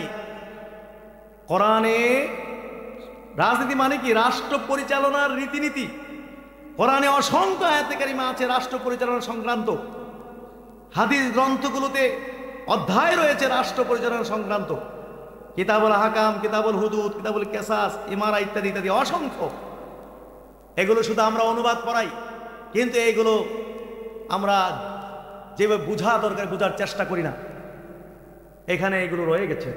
অতএব কোরআন হাদিসের রাজনীতি আসরা নাই। আল্লাহ রসুল নিজে রাষ্ট্রনায়ক ছিলেন, খোলাফায়ে রাশিদিনরা রাষ্ট্রনায়ক ছিলেন। রাজনীতি আছে না নাই? অবশ্যই আছে। তবে বর্তমান যেই প্রচলিত রাজনীতি চলতেছে, এই রাজনীতির সাথে আমাদের ইসলামের কোনো সম্পর্ক, কোরআন হাদিসের কোনো সম্পর্ক নাই। কারণ এই সমস্ত রাজনৈতিক যে সিস্টেম, এই সিস্টেম এগুলো কাফেরদের তৈরি করা। জোরে কোন কাদের তৈরি করা? এই গণতন্ত্র প্রতিষ্ঠাতাকে, এই গণতন্ত্রের প্রতিষ্ঠাতাকে আব্রাহাম লিঙ্কন আমেরিকা হচ্ছে এই গণতন্ত্রের প্রতিষ্ঠাতা। যারা এই গণতন্ত্র করছে আমেরিকার দালাল, কাফেরদের দালাল, শয়তানের অনুসারী। ইসলামে এই রাজনীতি অবশ্যই রাজনীতি আছে, কিন্তু এই রাজনীতির সাথে ইসলামের কোনো কি নাই সম্পর্ক। এই রাজনীতি দিয়ে মুসলমানদেরকে ধ্বংস করেছে। 1400 বছর মুসলমানরা পৃথিবীতে পরাশক্তি ছিল। জোরে কন্যা সুবহানাল্লাহ। সে আল্লাহ রসুলের যুগ থেকে শুরু হয়েছে, খোলাফায়ে রাশিদিনের যুগ, উমাইয়া খেলাফত, আব্বাসী খেলাফত, আস্তে আস্তে উসমানী খেলাফত, যার রাজধানী ছিল তুরস্ক। এই তুরস্ক রাজধানী ছিল। ওসমানী খেলাফতের পতন হয়েছে আজ থেকে কত বছর হয়? 2024-এ পতন হয়েছে। এটা কোন সন? 1924-এ পতন হয়েছে, আর 2025, তাহলে 101 বছর হয়েছে মুসলমানদের পতন হয়েছে। এর আগে মুসলমানরা ছিল পরাশক্তি, মুসলমানদের ভয়ে সারা পৃথিবী কাঁপত। আর এখন কাফেরদের ভয়ে সারা পৃথিবীর মানুষ কি করে কাঁপে? এই পৃথিবী এখন চালায় কারা? কাফেররা। এই গণতন্ত্র দিয়ে মুসলমানদের পতন ঘটিয়েছে। তারা দেখছে সর্বনাশ, মুসলমানরা যেই কোরআন সুন্নাহর আলোকে রাজনীতি করে আসতেছে, যদি এই অবস্থায় থাকে মুসলমানরা, তাইলে 1400 বছর না, বরং 14,000 বছরও মুসলমানদের কাছ থেকে রাজত্ব কেড়ে নেওয়া যাবে না। 14,000 বছর পর্যন্ত তারা রাজত্ব করবে, কেড়ে নেওয়া যাবে না যদি এই সিস্টেমে। তাদের থেকে রাজত্ব নিতে হলে, ইউরোপরা তো মুসলমানদের দ্বন্দ্ব ছিল, রাজনৈতিক দ্বন্দ্ব ছিল, চিন্তা করেছে এরা যদি রাজত্ব নিতেই হয় তাইলে মুসলমানদেরকে এই সিস্টেম থেকে বাহির করে নিয়ে আসতে হবে। মুসলমানদের ইমানের উপরে হামলা করতে হবে, মুসলমানদের আখলাকের উপর হামলা করতে হবে, মুসলমানদের আমলের উপর হামলা করে এদের এইগুলো আগে ধ্বংস করে দিতে হবে। মুসলমানদের মধ্যে ক্ষমতার লোভ ঢুকাই দিতে হবে, মুসলমানদের মধ্যে নেতৃত্বের লোভ ঢুকাই দিতে হবে, মুসলমানদের মধ্যে দলাদলি সৃষ্টি করে দিতে হবে। এইভাবে দলাদলি সৃষ্টি করছে গণতন্ত্র দিয়ে, এবং এইভাবে পতন হয়েছে। এখন সারা পৃথিবী চালায় কারা? কাফেররা চালায়। জোরে কর না, কারা চালায়? কাফেররা চালাচ্ছে। বাংলাদেশ কারা চালাচ্ছে? বাংলাদেশ কি মনে করছেন যে ডক্টর ইউনূস চালায়, খালেদা জিয়া, শেখ হাসিনা চালায়? কাফেররা চালায়। এই জন্যই তো দেখেন না, আমাদের চিফ অ্যাডভাইজার ডক্টর ইউনূস সাহেব, বিএনপির মহাসচিব কি মির্জা ফখরুল ইসলাম আলমগীর, জামায়াতের আব্দুল্লাহ তাহের, এনসিপির এই মিলে 100-র উপরে এই যে বড় বড় নেতা নিয়া এই গণতন্ত্রের মালিক যারা আমেরিকা, তাদেরকে পূজা দিয়ে আইসে না কয়েকদিন আগে গিয়া। পূজা দিতে হবে তো, কারণ মালিক, গণতন্ত্রের মালিককে আমেরিকা। চলে কোন গণতন্ত্রের মালিককে জাগা মতো পূজা না দিলে কি আপনি ক্ষমতায় যেতে পারবেন? যেতে পারবেন না। জাগা মতো পূজা দিয়ে আসতে হবে। ওইখান থেকে পূজা দিয়ে আসছে, আসার পরে এখান থেকে পূজা দিয়ে আসতে হবে। সারা পৃথিবী এইভাবে পূজা দেয়। হাজরিন, তাইলে এই গণতন্ত্র বাংলাদেশ চলতেছে না, গণতন্ত্র দিয়ে চলতেছে না। এই গণতন্ত্র দিয়ে কি হয়েছে?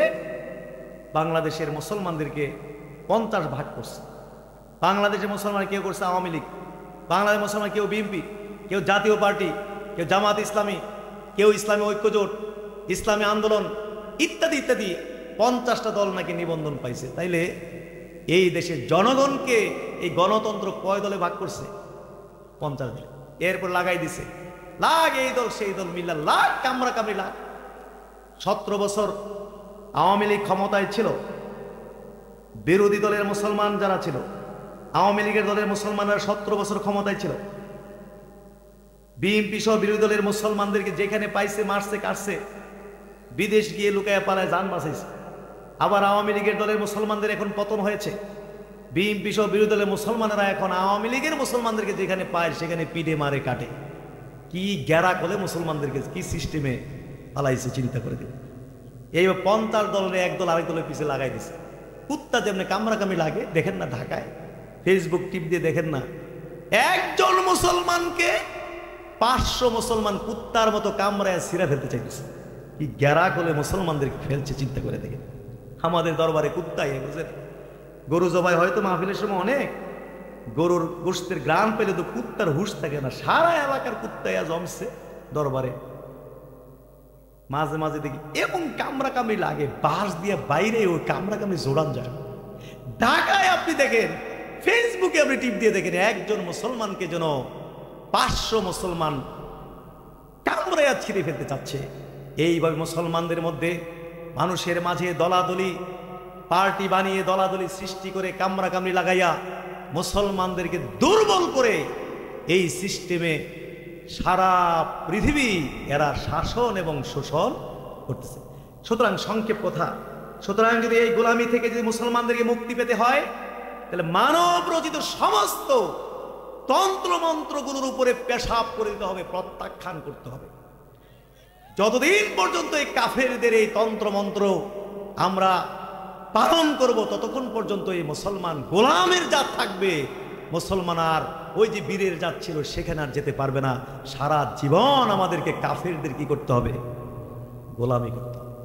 সেই জন্য আমি আগেও বলেছি, জামাত ইসলামী সহ ইসলামী যে দলগুলো রয়েছে, জামাত ইসলামী, ইসলামী ঐক্যজোট, ইসলামী আন্দোলন, আরও যে ইসলামী শব্দ যোগ করে যে সমস্ত সংগঠনগুলো রয়েছে, গণতান্ত্রিক তরিকা রাজনীতি করছেন যারা ইসলামী শব্দ যোগ করে, তাদেরকে আমি আগে বলেছি যে প্লিজ দয়া করে আপনারা এই ইসলামী শব্দটা বুঝতে পেরেছেন কিনা, এটা মাইনাস করে হয়তো রাজনীতি করে, তাইলে ওই দলে যানগা।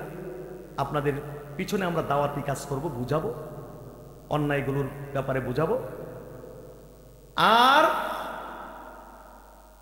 আহ্বান হলো যে এই গণতন্ত্রের রাজনীতি, বিশেষ করে ইসলামী দলের যারা আছেন তারা ছেড়ে দিন।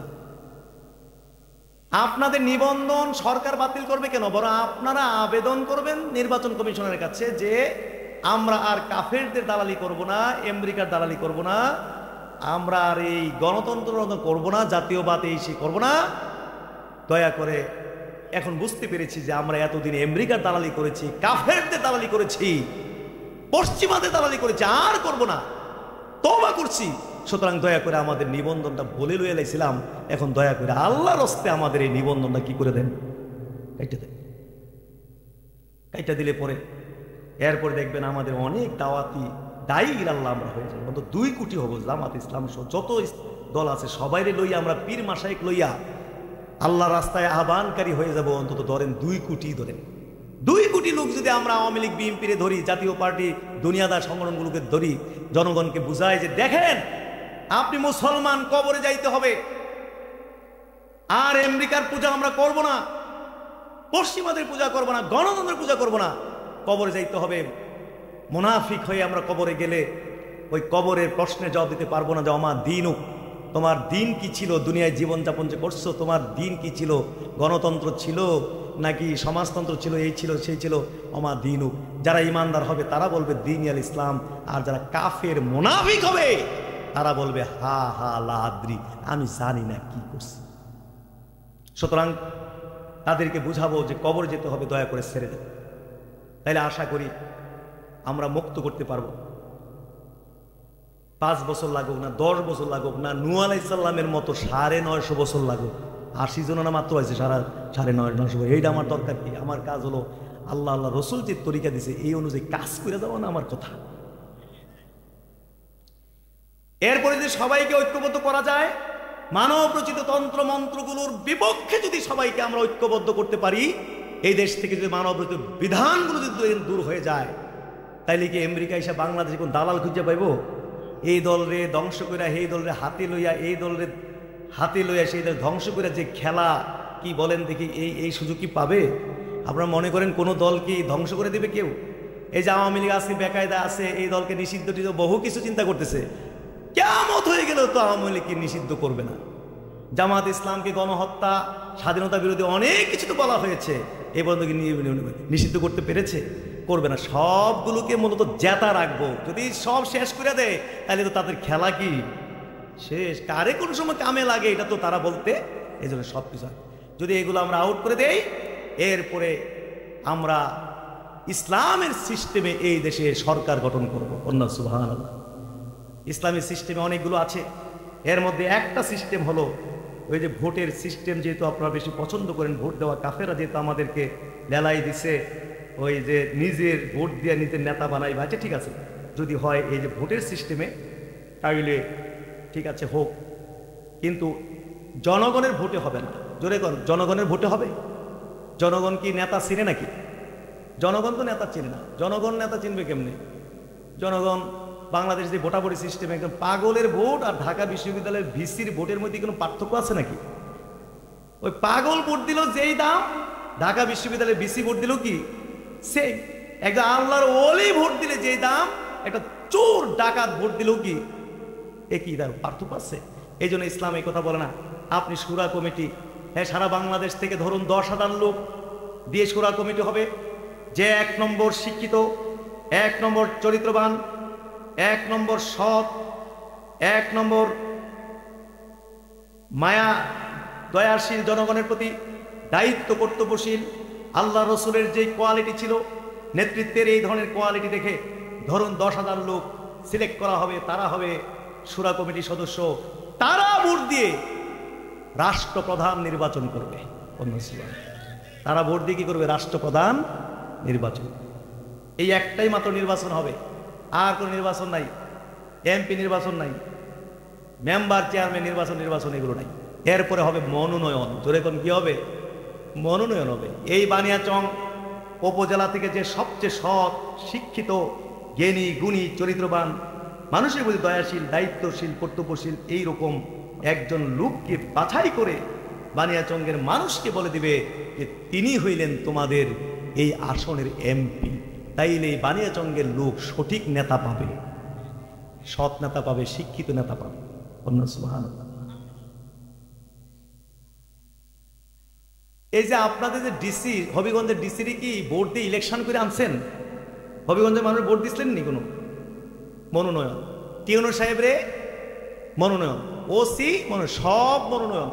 আপনার মন্ত্রী পরিষদ পর্যন্ত মনোনয়ন, সচিবরা মনোনয়ন, সব মনোনয়ন। শুধু শয়তানি করার জন্য, সারা পৃথিবী নিয়ন্ত্রণ নেওয়ার জন্য এই যে একটা জায়গার মধ্যে শয়তানি লাগা রাখছে। এখানে এমপি, তারপরে মেম্বার, চেয়ারম্যান, এইটা দিয়া কাজ্জা টিজ্জা লাগাইয়া, মারামারি কাটাকাটি লাগাই দিয়া এই পৃথিবীর শাসন তারা নিচ্ছে। জোরে কোন নাউজুবিল্লাহ। সুতরাং ইসলামের সিস্টেমে যদি সরকার গঠন করি, এদেশে একটা মানুষও খুন হবে না। আজকে কাফেরদের সিস্টেমে রাজনীতি হওয়ার কারণে সে স্বাধীনের পর থেকে আজ পর্যন্ত যদি আপনি হিসাব করেন, তাহলে দেখবেন যে কাফেরদের তরিকার এই রাজনীতি বাংলাদেশের অন্তত 20 লাখ মানুষকে খুন করছে, গুম করছে, কোটি কোটি মানুষকে বাড়ি ছাড়া করছে, কেস মামলা দিয়ে এমনি এমনি করে মানুষের জীবনকে বিষাক্ত করে দিয়েছে। যদি ইসলামের নিয়মে সরকার গঠন হয়, তাইলে এই দেশে একটা মানুষও খুন হবে না, একটা মানুষও গুম হবে না। সুবহানাল্লাহ। আমরা সরকারকে সংস্কার প্রস্তাব দিয়েছি বাংলাদেশ তালিম হিজবুল্লাহর পক্ষ থেকে, সোনাকানা দরবারের পক্ষ থেকে। জানি এটা তারা করবে না, কান নেবে না। আমাদের দায়িত্ব হলো আমা আলাইনা ইল্লাল বালাগ, পৌঁছাই দেওয়া, না করলে নাই। আমরা বলেছি সংস্কার যেহেতু হবে, সুতরাং ইসলামের কায়দায় এই দেশে সরকার গঠন হইতে হবে, কোনো পার্টি মার্টিটা থাকতো না। সুবহানাল্লাহ। তাহলে দলাদলি, কাইজ্জা, টেন্ডারবাজি, ওই যে ব্রিজের লেগে সেই 10 কোটি টাকার বরাদ্দ হবে, মানে 2 লাখ টাকা খরচ হবে, সবই নেতার পকেটে যাইবে না। এই রাজনীতি দরকার নাই, আমরা চাই না। আমরা ইসলামের সিস্টেমের রাজনীতি। সুবহানাল্লাহ।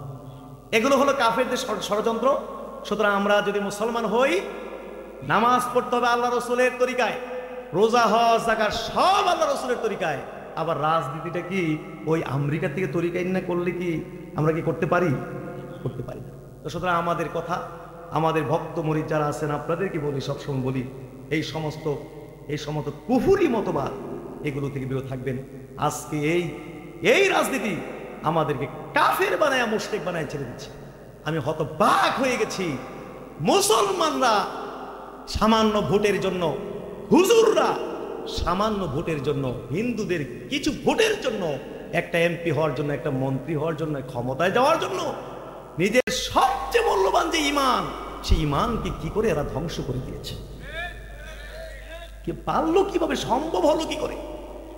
যারা সারা জীবন ওয়াজ নসিহত করেছে শিরিক এবং কুফুরের বিরুদ্ধে, বিদআতের বিরুদ্ধে, যাদের আর কোনো বিষয় সম্পর্কে ওয়াজ জানাই ছিল না। শিরিক এবং বিদআত ছাড়া যাদের আর কোনো বিষয় সম্পর্কে এলেম নাই, জ্ঞান নাই, শিখে নাই, যাদের সবচেয়ে বড় দ্বন্দ্ব ছিল শিরিক এবং কুফরের সাথে, সেই ইসলামী দলের নেতারা কিভাবে পারলো এই টাটকা টাটকা শিরক করতে, কুফর করতে। মন্দিরে গিয়ে সেখানে গিয়ে কিভাবে শারদীয় শুভেচ্ছা দিতে পারলো, অবাক লাগে। কিভাবে সেখানে গিয়ে আল্লাহর শুকরিয়া আদায় করতে পারলো, অবাক লাগে। বলতে পারলো অনেক দিন পরে আল্লাহ তাআলা আমাদেরকে এই পূজার অনুষ্ঠানে আসার তৌফিক দিয়েছেন, এই জন্য মানুষকে নির্দেশ করে সবাই পড়েন, সবাইকে পড়তে বলে আলহামদুলিল্লাহ।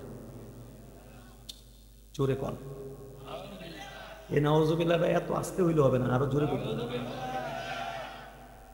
এখানে একটু ঝুঁকি আছে, একটু যদি দুর্বল হয় মনে হইতে পারে ইমানও যেতে পারে, এমন একটা বিষয়। আপনার সেখানে গীতা পাঠ করতে পারে কি করে সামান্য ভোটের জন্য? কিভাবে এই পূজার অনুষ্ঠানে গিয়ে আপনার বলতে পারে মুসলমানদের রোজা, হিন্দুদের পূজা একই মুদ্রার এপিঠ ওপিঠ? কিভাবে বলতে পারে হিন্দুদের উলুধ্বনি আর মুসলমানদের আযান? ইন্না লিল্লাহি ওয়া ইন্না ইলাইহি রাজিউন। কেউ পারে কি করে, বলতে পারলো কি করে? অবাক অবাক। কিভাবে গণতন্ত্র আমাদেরকে কাফের মুশরিক বানিয়ে আমাদের আখিরাতকে ধ্বংস করে দিচ্ছে, কিভাবে ধ্বংস করে দিচ্ছে। পায়ে ধরে বলি প্লিজ আল্লাহর কাছে তওবা করে কালিমা পড়ে মুসলমান হন।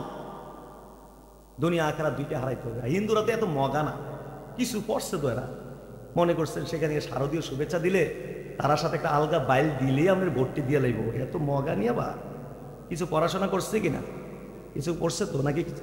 কলা কি সোলায় খায় নাকি বুঝে না কিছু? সোলকার সবাই খায় লাইনি হিন্দুরা কলা, মনে করছে যে ভোট দিয়ে লাইব এমন করলেই। মাঝখান দিয়ে ইমান হারিয়েছেন, কাফের হয়েছেন, মুশরিক হয়েছেন। আল্লাহকে তওবা করুন। সারা জীবন আমাদেরকে মুশরিক বলল, সারা জীবন আমাদেরকে কাফের বলল, বেদাতি বলল, সারা জীবন শিরিক কুফরের বিরুদ্ধে ওয়াজ করলো।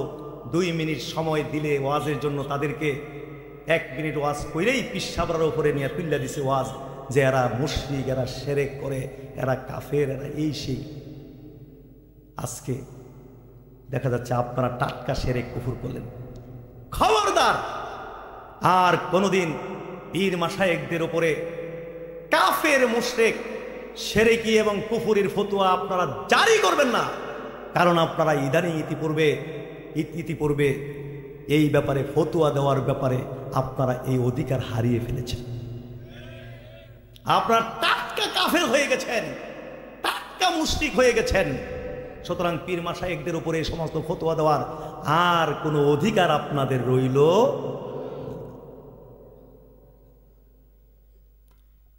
আর নাইলে করেন দয়া করে ইসলামী শব্দটা নাইলে কাইটটা হেরালো, আওয়ামী লীগ মিল্লা যান, বিমিল মিল্লা যান করেন, তাহলে ইসলামরে ফাইতো না। ইসলামী শব্দটা লাগাই দিয়ে যদি এই সমস্ত আকামগুলো করেন, সব তো ইসলামের উপর আয়া পড়ে, ইসলামকে কলঙ্কিত করা হয়।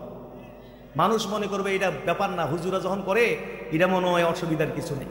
লক্ষ লক্ষ কোটি কোটি মানুষ গোমরা হবে। এই জন্য আল্লাহ রসুল বলেছেন, মানুষের মধ্যে উৎকৃষ্ট তারা যারা আলেমদের মধ্যে উৎকৃষ্ট, মানুষের মধ্যে নিকৃষ্ট তারা যারা আলেমদের মধ্যে কি? আমি গোমরা হলে আমার লক্ষ লক্ষ ভক্ত মুরিদ আছে, সবাইকে আমি গোমরাহ বানাতে পারবো, কিন্তু একজন জানার লোক যদি গোমরা হয়, সে একলা গোমরা, কাউকে গোমরা বানাতে পারবে না। সুতরাং যদি এতই মন চায় তাহলে ইসলামের শব্দটারে কাইটটা ওই জেনার একটা নাম দিয়ে করেন, তখন হয়তো আমরা একটু ভাবতে পারি যে তারার থেকে তারা একটু ভালো হইতে পারে, চুরি ডাহাতি গুন্ডা গান্ডামি হয়তো একটু কম হইতে পারে, তখন গিয়ে যদি আমরা একটা। কিন্তু ইসলামী শব্দ যতদিন রাখবেন, খবরদার ইসলামকে বিকৃত করার জন্য কোনো সুযোগ দেওয়া হবে না। আমরা আল্লাহ রসুল যেই স্ট্রাকচারের উপরে, যেই অবকাঠামোর উপরে ইসলাম রেখে দিয়ে গেছেন, আমরা এটার পাহারাদার থাকব। কি বলেন, পাহারাদার থাকবো কি থাকবো না? আমরা পাহারাদার হব। মনে কষ্ট নিয়ে না, আমাদের রাজনৈতিক কোনো উচ্চাকাঙ্ক্ষা নাই, তাদের সাথে কারোর সাথে আমাদের রাজনৈতিক দ্বন্দ্ব নাই। আমরা রাজনীতি এই সমস্ত হারাম রাজনীতি আগে তো বলেছি করি না। যদি আমার বাপ দাদা করতো, আমাদের পরিবার থেকে মুরাদনগরে এই পর্যন্ত 2-5 বার এমপি মন্ত্রী হইতো আমাদের পরিবার থাইকা। কিন্তু পেশাব করি এখনো যদি এই যে সামনে নির্বাচন আসতেছে, আমি যদি ক্যান্ডিডেট হই মুরাদনগর থেকে, পাস ফেল জানি না, কিন্তু বাঘা বাঘা ক্যান্ডিডেটের রাতের ঘুম হারাম হয়ে যাবে ইনশাআল্লাহ। কিন্তু পেশাব করি এই সমস্ত এমপি মন্ত্রীগিরির উপরে, কারণ এই গণতন্ত্রে হারাম তরিকার নেতা নেতৃত্ব আমরা চাই না। কারণ এগুলোর মধ্যে গেলে নিজের ইমান কি হবে? ধ্বংস হবে। কোটি কোটি মিথ্যা কথা বলতে হবে, কোটি কোটি গালিগালাজ করতে হবে। সকালে এক কথা, বিকালে এক কথা, রাত্রে এক কথা, বইয়া এক কথা, হুইতে এক কথা। সকালে কাফের, বিকালে মোমেন, বিকালে মোমেন, সকালে কাফের হতে হবে। সুতরাং আমরা এই সমস্ত রাজনীতি করে আখেরাতকে কি ধ্বংস করতে পারবো? জোরে কোন ধ্বংস করতে পারবো? পারবো। তাহলে নামাজ, রোজা, হজ, যাকাত সব কিছু আমরা কোরআন সুন্নাহর আলোকে আমরা করব। রাজি আছি সবাই? কি আপনারা আমার কথাগুলো বুঝতে কোনো অসুবিধা হয়েছে? আল্লাহ রহমতে কথাগুলো একটু পালন করার চেষ্টা করবেন। আমার জন্য দোয়া করবেন, আমি যেন পালন করতে পারি। আপনারা পালন করতে 5 ওয়াক্ত নামাজ পড়বেন, রমজান মাসের রোজাগুলো করবেন, হালাল খাবেন, হারাম থেকে বিরত থাকবেন, ব্যবসা বিজনেস আয় উপার্জন হালালভাবে হবে। নিজের পরিবারটাকে ইসলামী পরিবার হিসাবে গঠন করবেন, নিজের স্ত্রী মেয়েদেরকে পর্দায় রাখবেন, ছেলে মেয়েদেরকে নামাজি বানাবেন, পুরা পরিবারটা। কারণ দিনের মধ্যে শান্তি, কন্যা সুবহানাল্লাহ। মানুষ মনে করে টাকায় শান্তি। আর আমি তো লিখিত ছাড়তেছি জি। ও আচ্ছা, হ্যাঁ, তাহলে 1 মিনিট একটু জিকির, তাহলে ইনশাআল্লাহ আমার কথা শেষ। আর আমাদের প্রধান ওয়াইজ তিনি আসতেছেন, আমরা 2 মিনিট একটু জিকির করে ইনশাআল্লাহ আমি চলে যাব আর কি। আপনারা সবাই বসে থাকবেন, একটু ইসমাতে এক জরবিটা আর কলমা শুটা সবাই বসুন। তাবারুক আছে না? মাশাআল্লাহ, তাবারুক আছে। রাতের ডিনারের ব্যবস্থা করা আছে, শুধু আপনাদের রাতের খাবার নিয়ে চিন্তা করতে হবে না যে এত রাত্রে ঘরে গিয়ে আবার ঘুম থেকে জাগাইতে হইবে, খাইতে হবে না, এই চিন্তা নাই। মাহফিল কর্তৃপক্ষ আপনাদের জন্য ডিনারের ব্যবস্থা রাখছেন, কন্যা রাতের খাবার তাবারুকের ব্যবস্থা রেখেছেন। সুতরাং সবাইকে বসে থাকতে হবে, কেউ যেতে পারবে না। গেলে কষ্ট পাবো, আমি কষ্ট পাবো। এবং মেহমান দাওয়াত দেওয়া সহজ, মেহমানের সম্মান রক্ষা করা কিন্তু কঠিন। দাওয়াত দিলেন কেন? একটা বাড়া হুজুর দাওয়াত দিচ্ছেন কেন? দিছেন যেহেতু সম্মান রক্ষা করতে হবে। আর নাইলে এই এলাকার বদনাম কইবা, আমিও কমু, আমাদের আজকের প্রধান ওয়াইজরও কইয়ে দিব যে সারা দেশে গিয়া এই দক্ষিণ সাঙ্গরের খালি বদনাম কইবে না, আর কোনো ওয়াজ নাই। তারা কিলে সম্মান করলো না। তাহলে ওয়াদা করেন সবাই বসে থাকবেন কিনা, কষ্ট করবেন কিনা? আজকে হাত তোলেন, জি হাত তোলেন সবাই। এই যে অনেকে সালাক তোলে না, তুললো কি একটু, সবাই বসে থাকতে হবে, কেউ যাবে। আমি আমার কালবের দিয়ে মতো অজ্জে আছি, আমার কলব জানা পীর সাহেব দাদা পীর সাহেব বলে কালবের হয়েছিল আল্লাহ তাআলা দিকে মতো অজ্জে আছে, আল্লাহ তাআলা তরফ হইতে কাদিয়া তরিকা নিয়ে একজন জিকির ফাইজ আমার কালবে আসুই আল্লাহ বিসমিল্লাহ আল্লাহ আল্লাহ আল্লাহ আল্লাহ আল্লাহ। চোখ বন্ধ করে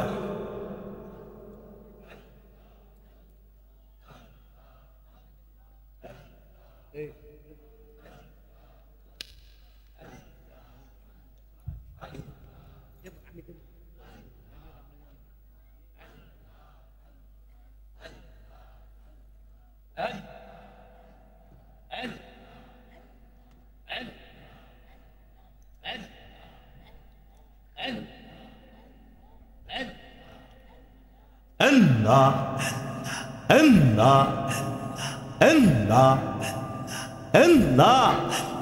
Allah Allah Allah Allah Allah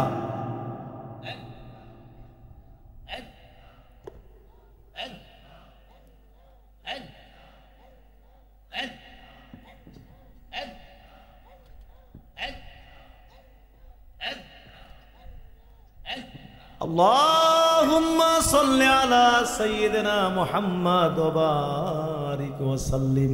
Allahumma salli wa sallim wa barik alayhi. Nafees Baat কলমা শরীফের জিকির করব। আমি আমার কালবের দিকে মতওয়াজ্জি আছি, কলব জানাব পীর সাহেব দাদা পীর সাহেব বলে কালবের উসিলায় আল্লাহ তাআলা আরশ আল্লাহর দিকে মতওয়াজ্জি আছে। আল্লাহ তাআলা আরশ হইতে চিশতিয়া তরিকা নিসবত অনুযায়ী নফিস বাতে জিকির ফাইজ আমার কালবে আসো। আমার গলা মহব্বতে সে নফিস বাত জিকির করি। ইয়া আল্লাহ বিসমিল্লাহ লা ইলাহা ইল্লাল্লাহ লা ইলাহা ইল্লাল্লাহ লা ইলাহা ইল্লাল্লাহ লা ইলাহা ইল্লাল্লাহ লা ইলাহা ইল্লাল্লাহ لا إله إلا الله لا إله إلا الله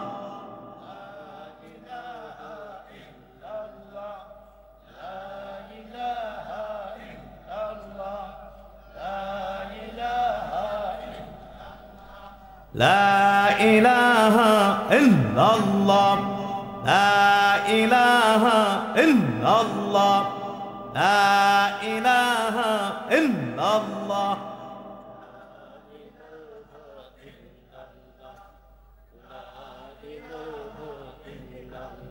গুনাহ মাফ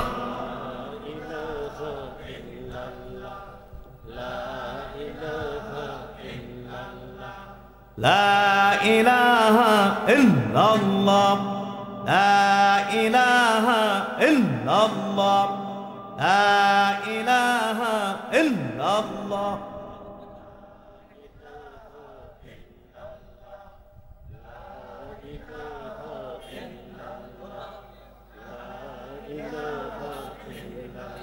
لا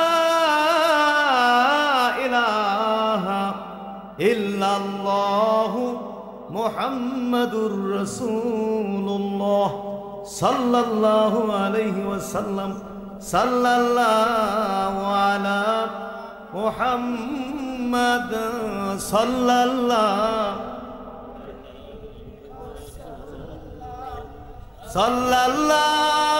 على محمد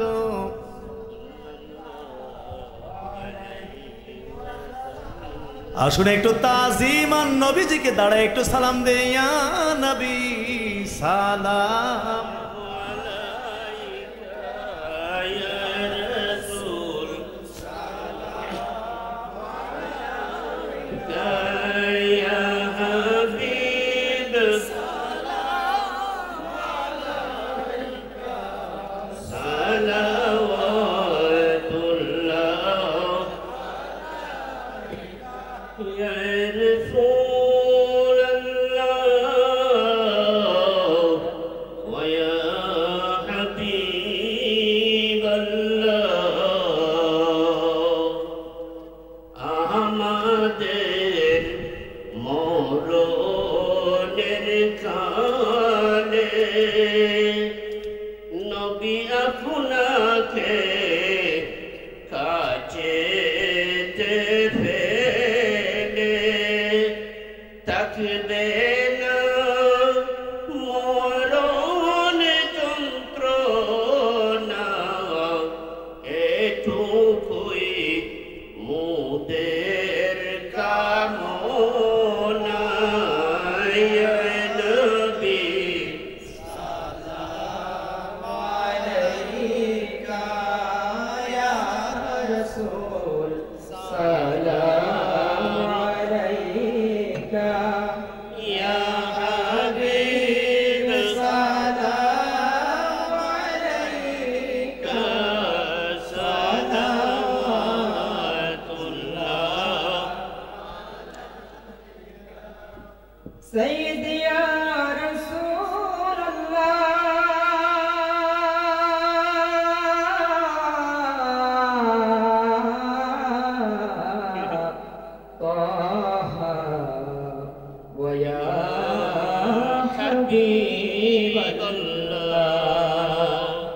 নবী গো তুমি যে ঘুমাও না রাতে দেখা দাও আশিকদের সাথে দেখে দাও